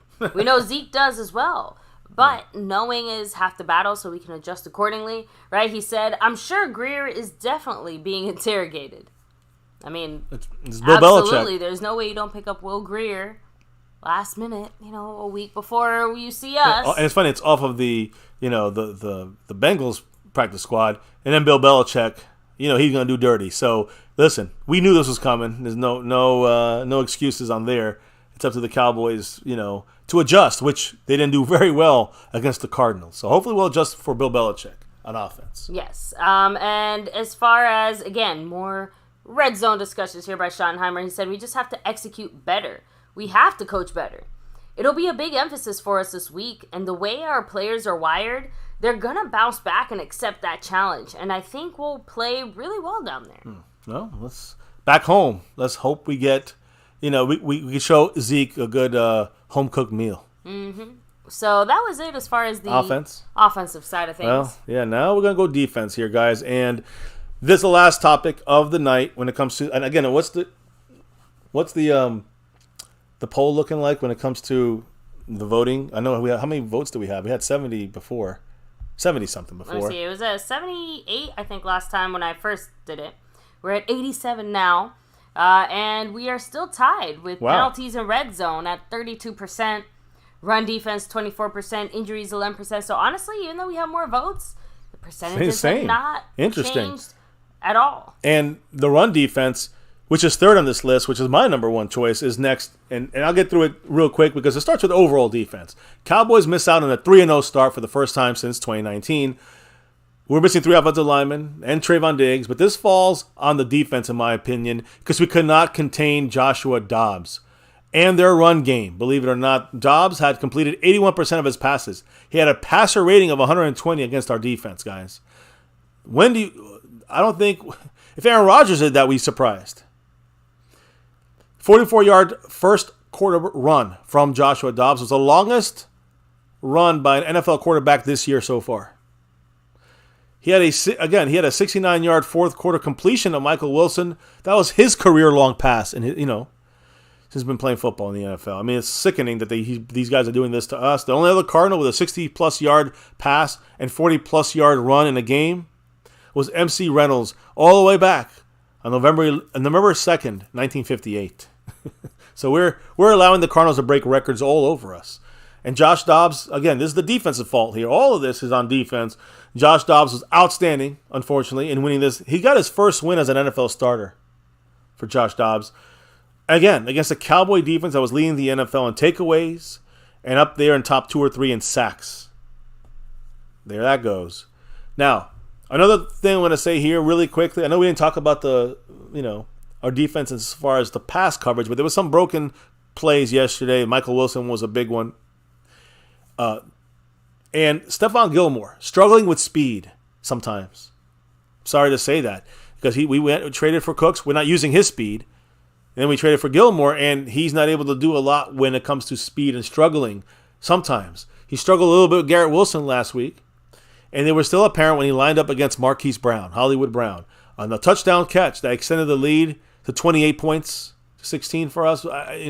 Marquise Brown beat Stephon Gilmore off the line of scrimmage, and then the veteran cornerback Gilmore missed making it back in time to defend the pass. He played a little bit too far off, was not able to adjust for the speed, and he blew that play. Then again, that play along with a couple of other sideline throws that was, saw Marquise Brown beat Stephon Gilmore, made it something that we got to watch for our defense going forward. Maybe Trayvon Diggs was that important because right now he's, like you said, baby, Stephon Gilmore stepped up to be the number 1 cornerback now. Yep. He's not looking like it right now. He's got to do this the rest of the year. And again, obviously, one singular Major. game, you're right. I know. Can't judge the entire season based on that. The last game wasn't that great either. I know, but this wasn't just a bad game. This is like a disappointment of epic proportions. Yeah, so again, these are the things outside of that's the defensive issues we had. I'm a little worried about the Trayvon Diggs missing situation. And we got Gilmore's a veteran. He should be able to be good, but he has to be good or else we're in deep shit. This defense ain't nothing what it was. Then Trayvon Diggs definitely did make a big difference, bigger than we ever thought. Now you got injuries. You got flags, penalties, red zone, the defense. The run defense, to be specific. Blame this game on the penalties. You can do it. You're not wrong if you blame it on penalties. I know you guys, that was what, 4th on our list here? Mm-hmm. We got a lot of key injuries. What penalties was 1st on the list. So penalties, you can blame it on that because you're not wrong. Based off of the fact that we were overloaded with penalties, that was very sloppy. Cowboys had a lot of key injuries, which that's last on our list. And it happened really late in the week, especially the offensive line. We couldn't overcome that. I guess you can say that definitely is true. You guys saying 11% of you saying that's the number 1 reason. The offense and the red zone, which I think most of you agree, that's the big thing. Although I think, the red zone is like number 1 thing right now, close with the penalties. And, to me, definitely the red zone issue. The offense wasn't able to take it to that last level because of Mike McCarthy's play calling, and that let the team down. I guess you can look at it that way as well. But to me, number 1, run defense. And I already explained multiple reasons why it is that. Everything starts with the run defense. If we do not stop teams with a defense, if our defense falters, then the rest of the team will suffer too. Offense, specialty, everything. So, again, Trayvon Diggs' injury was a huge blow. But does that mean, we talk about the coverage, but does that mean does that mean that the Cowboys cannot tackle James Conner? Like, how is that involving Trayvon Diggs' injury? This has nothing to do with Trayvon Diggs. It has to do with some issue that they're running at Micah Parsons and they're running in between the tackles. And they fucking got us. And the thing was, they didn't stop because 1 or 2 bad plays like the Jets. They kept running it down our throats, inside, over Micah Parsons. And if you run at Micah Parsons, he's running at the quarterback trying to set the edge. You're running right past Micah. That's the way you nullify the great Micah Parsons. You got to give credit to the Cardinals. But that's my point. No Trayvon Diggs. What was the issue with tackling and filling their run gaps and their run fits? What's going on? We allowed 7.6 yards per run. We allowed 222 yards overall. Whose fucking defense was this? It sounds like the old Mike Nolan defense.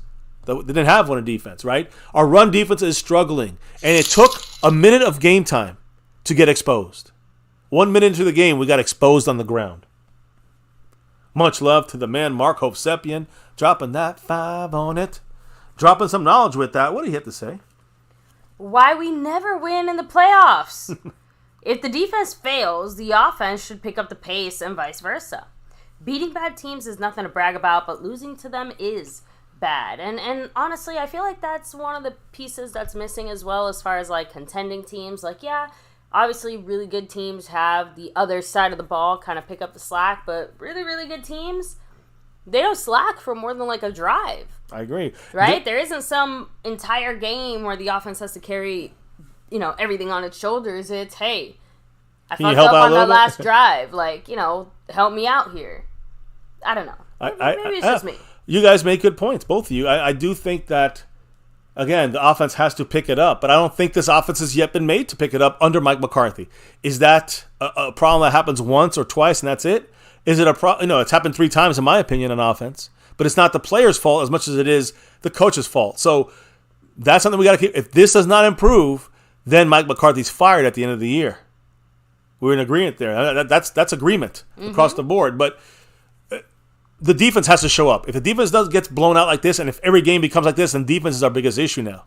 We cannot have our defense get broken like this too more times. We cannot, and it cannot happen in the playoffs because it's over.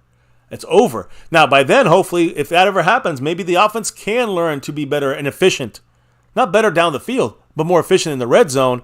Then we win games. Then we win games no matter what. No matter who falters, we should win games. So I see your point. But you know why it's not happening now? Because we're not elite. There's not a top Super Bowl team yet. We're maybe a top 3 team in the NFC. But we're not anything more than that. Not enough proof. You guys say it first. Mark always says it. I do not believe this team has it yet. They gotta find it again. And if they don't find it, it's going to be another one of those years. 12-5 and out of the first round. So I hear you, Mark. We hear you. The run defense, though, is major. This is the whole. I know Mozzie hasn't played that much. He's again, I want to reiterate, and you've said this multiple times. Unless you're Aaron Donald, you're not going to be playing Mozzie. First round pick. There's a lot of first round picks. They get 30% of the snaps in the rookie year in the first round picks. So the Cowboys, we got to understand Mozzie is a guy. I don't want to talk about Mozzie because right now he's not going to make the impact that you probably want to see in him. Until middle of the year, maybe. A little bit better in the middle of the year and beyond. So we'll see more of him when he's ready. So now it's Hankins. He's doing great at taking on his blocks and making some stops. So where are the linebackers? That's the key here. We need the linebackers to step up and fit and stay in their assigned gaps. That's where we're seeing a lot of issues. The run defense got exposed. Again, the Cardinals, listen, we saw a little exposure against the Giants the first drive. Against the Jets, they tried. But we had enough good plays and had enough of a lead because of the defensive, kind of just shut down, and the offense was able to put up some points. That's why we got, we were able to control the games like that. But Joshua Dobbs came out swinging when James Conner got them both involved in the run game. Both of them, the quarterback and the running back. And again, there's multiple weapons with read option looks, that whole, basically put the ball in the belly and then either give it to the running back or keep it for the quarterback. When you start doing that, you start to slow down our defense. The pass rush starts to slow down. And then when the Cowboys had a chance to get Dobbs, he still escaped. We allowed him to escape the pocket. And he picked up yardage running the ball. After giving up 181 yards on the ground in the first half to the Cardinals. 181 yards, 181 in the first half, guys, on the ground. That's the most in a half since 1991. That issue from 2020, 2021 on the run defense, it's still fucking there. So and the Cardinals exposed us. This is why I say it's number one of the issues here, because this is the issue that could really. The red zone offense sucked, but we still got about the same offensive points we got in the past. Again, I understand we didn't get the touchdowns, and that hurts. But that's what I think that McCarthy has built this offense. We got to see adjustments from McCarthy, but the defense cannot show this kind of weakness. If we see this weakness every week, we're in trouble. No excuse though from this team when it comes to the defense. All right, and why do I say that? And they put Dan Quinn up on here because he's going to speak here in a minute. But Dan Quinn, guys, no excuse for this team, the Cowboy team, who needed to get off the field midway through the fourth quarter. We allowed a 69-yard pass to a receiver who was literally on the other side of the field wide open. Injuries to Diggs, obviously it's showing up there. This offensive lineman, we discussed that already. This all contributed to the way we played, the offensive red zone as well. But the injuries on top of this, all these things on top of this was just too much to overcome the bad defensive day. The Cowboys, again, guys, if we weren't getting gashed, 7 yards per run, 7.5 yards per run, this game is a different ending. Don't you think? This game would be different if we stopped the run. I mean, yeah, that obviously changes absolutely everything since, they basically ran the whole fucking laps around us. If we held them to 80 yards, we win this game, even with all the issues on offense. So it goes to the defense to me. Now, let me hear what Mark said. We're dropping that 1, 2, 3, 4, 5 on it. Thank you, Mark. He said 16 points with this skill set is lame.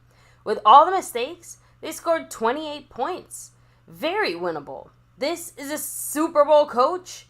He can't adapt. It's clown show coaching. Well, when it comes to Mike McCarthy, the verdict is still out. I like what he did going down the field. I don't like what he does in the red zone. We can't stress that anymore, Mark. I'm with you, but I can't say what he's going to do. Will he adjust? If he doesn't, he's fired. I'm just going to tell you, and it's another wasted season. If he does adjust, we got a shot still. We got a shot. And Dan Quinn, he has to adjust a little bit too and figuring out how to stop the fucking run. Can we all agree on that too? I mean, I know we're going to talk about the offense probably the whole week, but defensively, I think that what Dan Quinn must do, and I trust in Dan Quinn, please understand me, guys. I trust in Dan Quinn, but he scares me. The defensive run stop scares me because it's the same issue we had the last couple of years. That was our big weakness. How do you beat us? Run the ball on us. The Cardinals stayed with that. The Cardinals did that. So, there you go. Marco Sepien. Another 5 on it from the man Marco Sepien in the house. Woo. What did he say? I'll give Mozzie time, but consider the hype on him, and most had him as a second-round guy. Yeah, that's true. There's one decent play in 3 games. Our tight end was a 3rd to 4th round guy, and I'm just tired of the hype. I hear you, man. Hey, Mark, I hear you. Trust me. I agree with you. They're always going to hype it up. That's the Cowboy way over there when it comes to Jerry Jones in the front office. We're still waiting to see what Schoonmaker can do as far as putting points up. He did get a touchdown last week, and he's blocking well. Ferguson's blocking well, a 4th-round tight end. But, yeah, when you have Mozzie Smith, and again, we reiterated this when we drafted him, those interior guys always take a good year or more, to be real, to get to their true level, even if they're a first-rounder or second-rounder. And I agree with Mark. He was probably a second-rounder. Other teams were going to draft him in the first round, and the only time the Cowboys could have gotten him, because they're not going to trade up, the only way the Cowboys would have gotten him is with that 26th pick, or whatever pick it was, 24, 26. That's the only way the Cowboys were going to get him, either there or they weren't going to see him again, and they knew this. So they said, let's go with Mozzie rather than an offensive lineman who won't start for us. Well, guess what? That offensive lineman would be starting for us right now. Although I will give them credit, we did get some great help there with some undrafted guys. Thank you, Will McClay, for the help there. Oh, we got Sergio Acosta in the house with that 5 on it. Thank you so much, Sergio. Appreciate you, much love. And that is one hell of a disappointment because he said, my first NFL experience supporting our boys. No. And they lose to the Cards. Oh, no. That sucks, man. I would cry. That's definitely not good. I would cry. I would cry. That is a major disappointment. But guess what, Sergio? You showed that you are one of the truest, the realest Cowboy fans. Damn because right. It's easy to be a Cowboy fan when things are great. It's so easy to be a Cowboy fan when we're on top of the world. But you know how hard it is to be a Cowboy fan? After that performance. We just got the shit kicked out of us. Hey, you know what, though? It does suck. There's got to be I hope the Cowboys can rebound from this. That's really what it comes down going forward. But yeah, going for your first game and seeing that display, maybe it makes you want to vomit, honestly. I'm sorry for that experience, Mr. Acosta. So hopefully the Cowboys will make it up for They need a rebound for him. Yeah, on the next one, right? They better. They owe you one. So with that said, back to you, baby. Yeah, I think you still have a few things to touch on. I know you have a little bit of Dan Quinning for us here, but no excuse for this team to not be able to stop the defense of the offense of the Cardinals with these multiple issues going on. Again, 7.5 yards per run. I say this again: if we had stopped the run, we would have won this game. All right. This is what happens. The one last thing I want to say here, a couple last things, but this is what happens when your defense is the type of defense that you're always applying pressure, constantly looking for sacks. When you do this, you overrun things, you overplay things.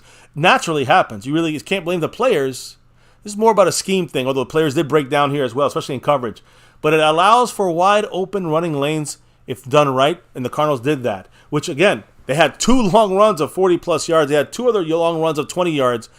They had 4 runs for 240-plus and 220-plus. That is disgusting. That is a breakdown on our team here. So, wrapping up the defensive side, and I know of my side, I know you have some quotes from Dan Quinn. The Cowboys' number 1 ranked defense surrendered just 193 yards per game, throughout the season.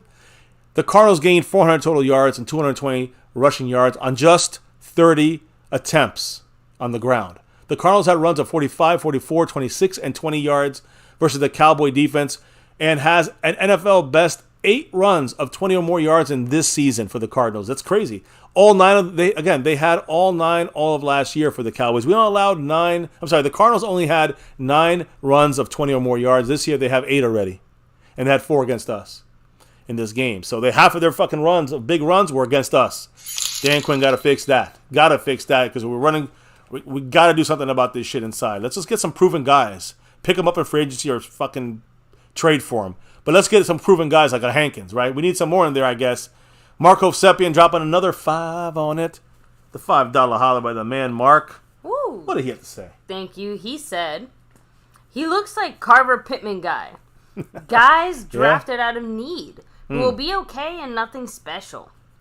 Number 1 picks need to be somewhat special if you don't expect 15 sacks. Yeah, I mean, I hear you. And I agree. It was out of need. And, their board broke down this way, and I agree with. I kind of wish it could be. I just know when you draft a deeper tackle, they're not going to give you immediate effect right away day one. We're hoping he gives us something. I'm hoping he gives us something in a more full-time way, and I mean full-time 30-40% of the snaps by week 8, 9, 10. We see more of Mozzie. That's my hope. That's what I'm expecting from Mozzie Smith. Right now, I'm expecting him to get, 10 snaps, 12, 15 snaps at most. At most. Hankins running the show right now. Big Hank. So, again, much love to man Mark. 100 points on the Stream Boss and in first place right now on the overall board, coming for that sponsor of the week, kicking it off right this week. So, again, I just wanted to say this. Finishing this up, the Cardinals had a lot more runs, big runs this year. Again, 4 until they met us. Now they have 8. They had 9 last year total in all their 17 games, the Cardinals. So, basically, it comes down to this, guys. When it comes to the run defense and issues was basically, when you watch the film, it's just a lot of blown assignments by the Cowboy players. Even though Dan Quinn does get some blame, so do the players on that field, and the execution was horrible. A lot of missed run fits. We struggled to adjust in those run fits, guys, to the post-snap action. Like we kind of got into, there was confusion with the linebackers of which hole was theirs. Now, Quinn's got to coach better, but these players better fucking open their brains. LV better get smarter quicker. Because right now, we were all over the place. And the Cardinals had us moving left, moving right, and they switched up shit. And then we didn't cover our gaps. And that's the problem. Listen, Hankins was holding his block. 2 guys blocking him. He's not going to make the play. That's where we need a linebacker. Damone Clark and especially LVE, who played like shit yesterday. Very disappointed in LVE. Usually solid. I will say, Dan Quinn, maybe you want to fix the fact that LVE should be on the inside, not on the outside pass rushing. That would probably help LVE, right? Right, Dan Quinn? So, again, Dan Quinn got to go back to the board and start chalking up some new stuff here as well. Adjusting. Not changing everything. Adjusting a little bit, guys. So, again, to me, the last thing I'm going to say about this, before you take over, is this is extremely concerning. In 2 weeks, we get the San Francisco 49ers. And I'm telling you guys, they're going to run all over us. Right now, you hate the offense. You hate McCarthy and Dak. And you're going to be screaming and yelling and crying when we can't stop the 49er run game if this does not get fixed. And we will get killed. I'm going to say it again. We will get destroyed by the San Francisco 49ers in 2 weeks if we do not stop the run. Their run, I don't care who the fuck is running the ball. Whoever. It could be the quarterback. It could be the tackle. If we can't stop the run, we're going to get slaughtered. You think this was bad? Apparently, it can get worse. It will get worse. If they, again, the offensive issues, we'll still get. If our defense plays solid, we'll be in the game. But if we cannot fix the defensive issues, which is our backbone of this fucking team, the season is over. And we will get destroyed by the Niners. Now, I have confidence in Dan Quinn. In Dan Quinn, I trust. I've said this all the time, and I continue to. But this was ugly, and we need to see an adjustment by Dan Quinn ASAP. Right? I mean, I think I'm not. Am I wrong? That's why I picked it as the major issue for our game yesterday, because it shows me what this team can really go down hard if we don't adjust the red zone stuff, but also if the run game does not get going, stopping the run on defense. That's the key to me. So the San Francisco 49ers are usually the most disciplined team. That when you make a mistake in your run fit, they will destroy you if you make a mistake in your run fit. So, I think we got, there we go, a double drop there. We got Cav52 dropped that 5 on it. You have to go back Streamlabs style. And Sergio Acosta also another 5 on it. We got a double 5 for 5 right there. 2 great comments, 2 great humans, 2 great family members here on MCF. So again, I just talked about this the issues with the run fits. With the Niners, you fail to do that against them, they will tear you a new asshole. If we are as undisciplined as we were yesterday against the Cardinals, against the Niners in 2 weeks, we're going to get slaughtered. They're going to get 300 yards rushing on us. You guys feel me on the problems? So Cal 52 much love with his $3 holler said, MCF brother, bro, if we went 1-2 in the red zone, I'd understand your excuse. But 1-5, the scheme doesn't matter if you're in the red zone. The scheme doesn't matter if you're in the red zone. 5 times, score touchdowns. Again, I don't know what that means. Sorry, Cav. I don't understand what that means. It doesn't matter. What are Dak's just going to run the ball in? I mean, the receiver's going to get open. If they're going to cut the field in half, we're going to explain that to me, Cav. I don't understand. How can we do anything in the red zone if the Cardinals are locking everyone down? That is not. You can't just hope to get us touchdown, bro. You got to work it to get in there, and that's McCarthy.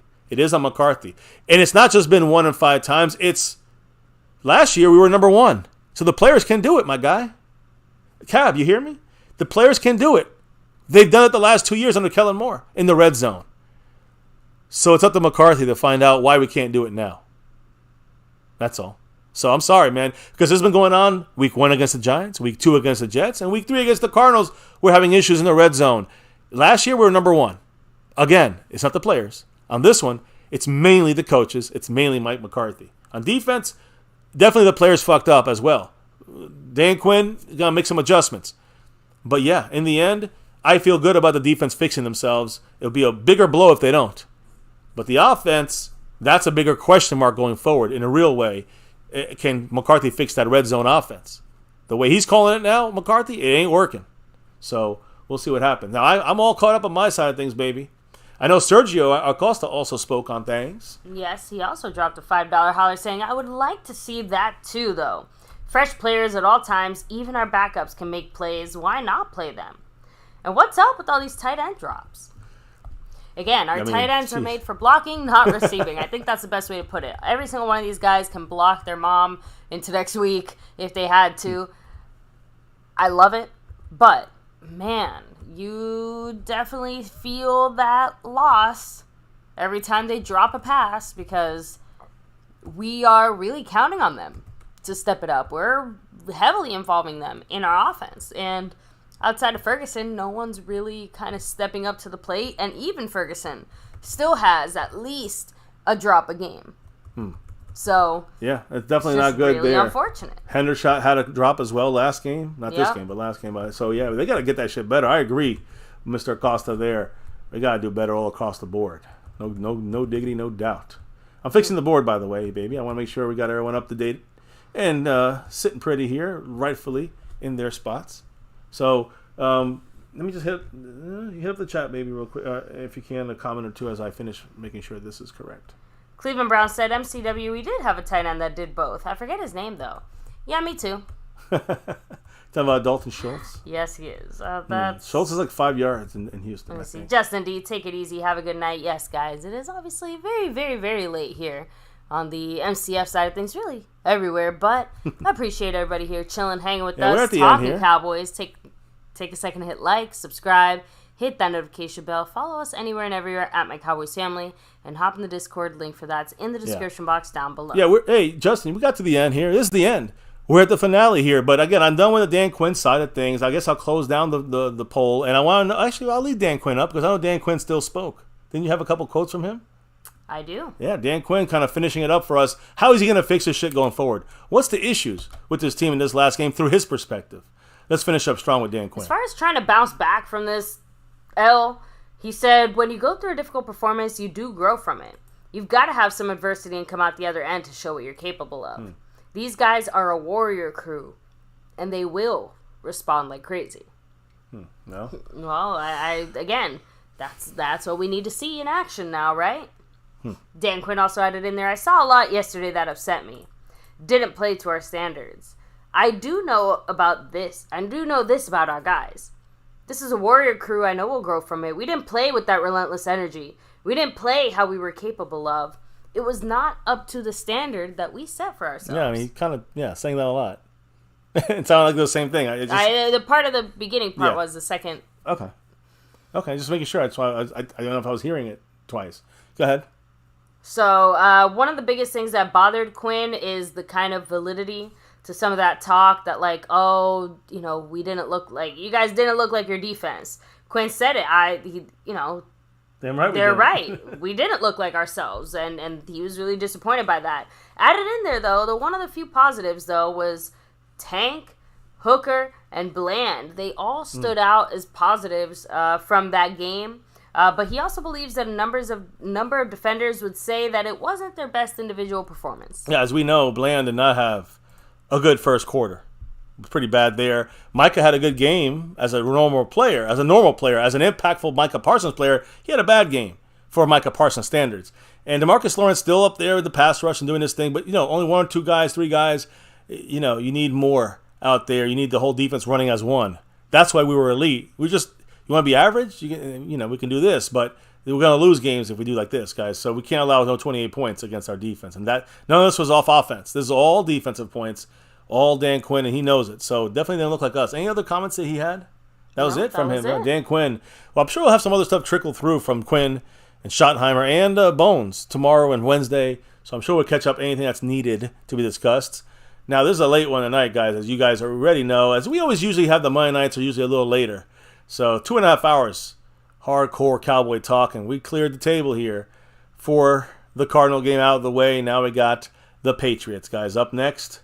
And I'm excited to turn my attention away from this game and towards, I guess you could say, Bill Belichick, and the Patriots. You got, there you go, the cheaters over there, the New England cheaters. And, of course, the Flatriots. That's the next opponent. Now we can talk about them going forward. I'm at least feeling better about starting fresh and kicking off a new week. Let's put it that way. I guess that's it for me, baby. I don't know if you have any thoughts or any other things. So I think it's time to do the shout-outs. Let me go ahead and do the shout-outs here. And again, wrap up this ugly week. Ugly game. An extra special shout-out to the sponsor of the week, Snug Eggs. You know why. Why he's here. Also repping it in the Cash App side of things. 7 weeks in a row. Trayvon style. The king. Huge shout out as well to Marco Seppi in Boston. That stream around. You see him up there nearly fully loaded up. Yep. 92 points up on that board right now. Currently leading the overall board. That's Marco Seppi, and much love to him. And the gifting memberships. Much love to the Lunatic, the Godfather here, gifting memberships to the family. Appreciate you, sir. And he's repping it 2 out of the last 3 weeks, the Lunatic doing his thing. So far this week, Jason Renfro with the 1 on it in the gifting memberships. He's the leader right now. And when it comes to the Cash App side, the leader is El Fuego. He's on fire. He's got a Cooper Rush holler right there. And currently, he's repping that Cash App lead this week. So, baby, on that note, we got Gotham Guy dropping that $10 holler. What did he have to say, baby? Thank you to you, Gotham Guy. Yes. He said, I don't know if you guys mentioned it before, but do you feel that Quinn should be on the sideline calling plays and pumping up the D instead of being up in the booth? We actually talked about that in the past, and we feel good about him being up there, but I wouldn't mind him down below either. He was coaching down there once, and he did a great job. So I wouldn't mind his energy, but it seems like he sees things better when he's up in the booth, and most importantly is him being able to coach these guys appropriately. Yeah, actually, great point. The view from the top is where he sees the game better, can relay it down to his players and his assistant coaches, Joe Jr. He trusts him. So yeah, that's the reason, and we have touched on that in the past. Gotham Guy, appreciate you here chilling and repping that star with us here on My Cowboys Family through the good, bad, and ugly. Right now, it's bad and ugly for this last game against the Cardinals. I can't wait to clear these scores out the way, so we don't have to look at this shit no more. But yeah, baby, I think we do this. We're doing the shout outs, right? We're in the middle of doing shout outs, I think. Yes, we were. So, Cap52, MH, Sergio Acosta, Jason Renfro, Bama Fan, Gotham Guy, Brandon James Shea, Cactus G, Asmodeus, Cleveland Brown, MH. We have Fuego 2.0, Justin D, Pioneer. Let me see. Cactus G.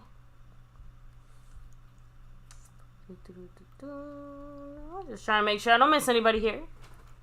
We'll catch up. I'm looking at the Dallas comments. Cowboy 92. I'm looking at the comments in the chat, and we will definitely. Freddie Balma, Charta Montana 808, Cactus G. Yeah, I like some of these comments here. As somebody was saying, ain't nothing wrong with going down, just something wrong with staying down. Exactly. You know, Cactus, where's your team leaders when you need them to be? Boom. Jay Brandon, you know, Brandon Shea in the house. Travis Kelsey talking about that situation. Got Bama fan. Got Jason Renfro saying, I went to the game at the Old Texas Stadium for my first game, and they were playing the She-Eagles, and they got blown out by them. That hurts, right? Sergio, there's always a game you'll go back to and you will get the revenge that we need to see our Cowboys when you're live in there. So you'll see them. Sergio, again, yeah, I hear you, Sergio. MH in the house. Dan Quinn is a sideline coach. It'd be nice to see him down there, but he likes the above view. Cav 52 in the house. Bama fan, MH. Cav said, I'm really not worried about next game, but the run defense, I'm still worried about the red zone offense. And that is the reason why you probably would vote for the overall issue. See, I was looking at it more for this game, but if you look at it for some people saw it as the red zone. I saw it as the defense. If our defense buckles down, then the biggest issue would be red zone. If we get another game we win, we score 20 points on offense, you know, and we're not efficient in the red zone, we can move the ball. We can't score. We better hire a red zone coach because I'm sick of this shit. We can't play around and waste the season because we can't score now in the red zone. It's crazy. Good night, Mary Alvarez. Appreciate you. Xavier Hidalgo, go Cowboys. El Fuego in the house. On fire, Mary Alvarez. El Fuego, everybody. Here, the wife, all of us. Thank you for repping that star with us here. And, baby, I got to know from you before we get on out of here, why do we do this thing here on the nightly 2.5 hours on a Monday recap? And it's a pitiful recap because it's a big loss. But why do we do this, baby? It's that navy blue, that silver too, and that star over everything. Win, lose, or draw, good, bad, or ugly. We will rep that star over everything right here on My Cowboys Family. And here on this channel, never forget the number one thing here, now, and forever. As always, here on My Cowboys Family. And never dare forget it, no matter what. Go Cowboys! Let's get that 6 and beyond. Let's get it. Guys, thank you for dropping that knowledge in the chat all night long. Mr. Thomas Garrett, the Superior Garrett in the house. Appreciate you all. We'll be back tomorrow for another one. You guys dropping the knowledge in the chat. You guys that dropped the love from above, kicking off a new week. I truly appreciate you guys. 55 Sharpsburg, jumping in the membership. El Fuego 2.0, skeptical fan, always staying skeptical. Mark Hovsepian leading the pack right now this week. Much love to him and the stream boss. You got Jason Renfro, gifting leader, Calvin Richard, Mary Alvarez, Cav 52, Sergio Acosta, Gotham Guy. Thank you all for dropping the knowledge, the love, along with the knowledge attached to that. And of course, before we can drop out and clock out for the night here, relock and reload for a new show tomorrow, but more importantly, a new enemy, the Patriots. Get away from this game as fast as possible. Before we can do all that, guys, we can drop out of here for the night, baby. What do we got to do? We got to drop the beat. Yeah, beat's been dropped. It's a wrap here at My Cowboys Family. Appreciate everybody who can weather this storm with us. These are the toughest times, guys. These are one of the toughest times. This is one of the toughest losses. My brother being a Cardinal fan, I thought we had this game blown out. Man, humble pie. We were all eating it together, guys. But hey, that's the thing that feels good about it, right? We're all doing it together. Now we move on. And let's revamp things and reset things and adjust things for a win against the Patriots. Bill Belichick, Ezekiel Elliott, Will Greer, all those former Cowboys and beyond. Guys, come on. Let's get this thing here on MCF. Another recap, but a Cowboys chat. Always a Cowboys chat. A lot of disappointing. Offensive players, defensive players, coaching situations. A lot of disappointments in this unfortunate loss to the Cardinals. Now it's time to move on, and we will as we get on the Patriots here and Belichick and his crew. Here in MCF, it's about that navy blue, that silver too, always about that star over everything. Never, ever forget the number one thing right here on My Cowboys Family. Much love to everyone in the house. We'll see you back here tomorrow for another one. Stay safe. Appreciate every single one of you guys. Have a good night. Peace. Oh, yeah. And no matter what, even when it's ugly, never, ever forget. Go Cowboys!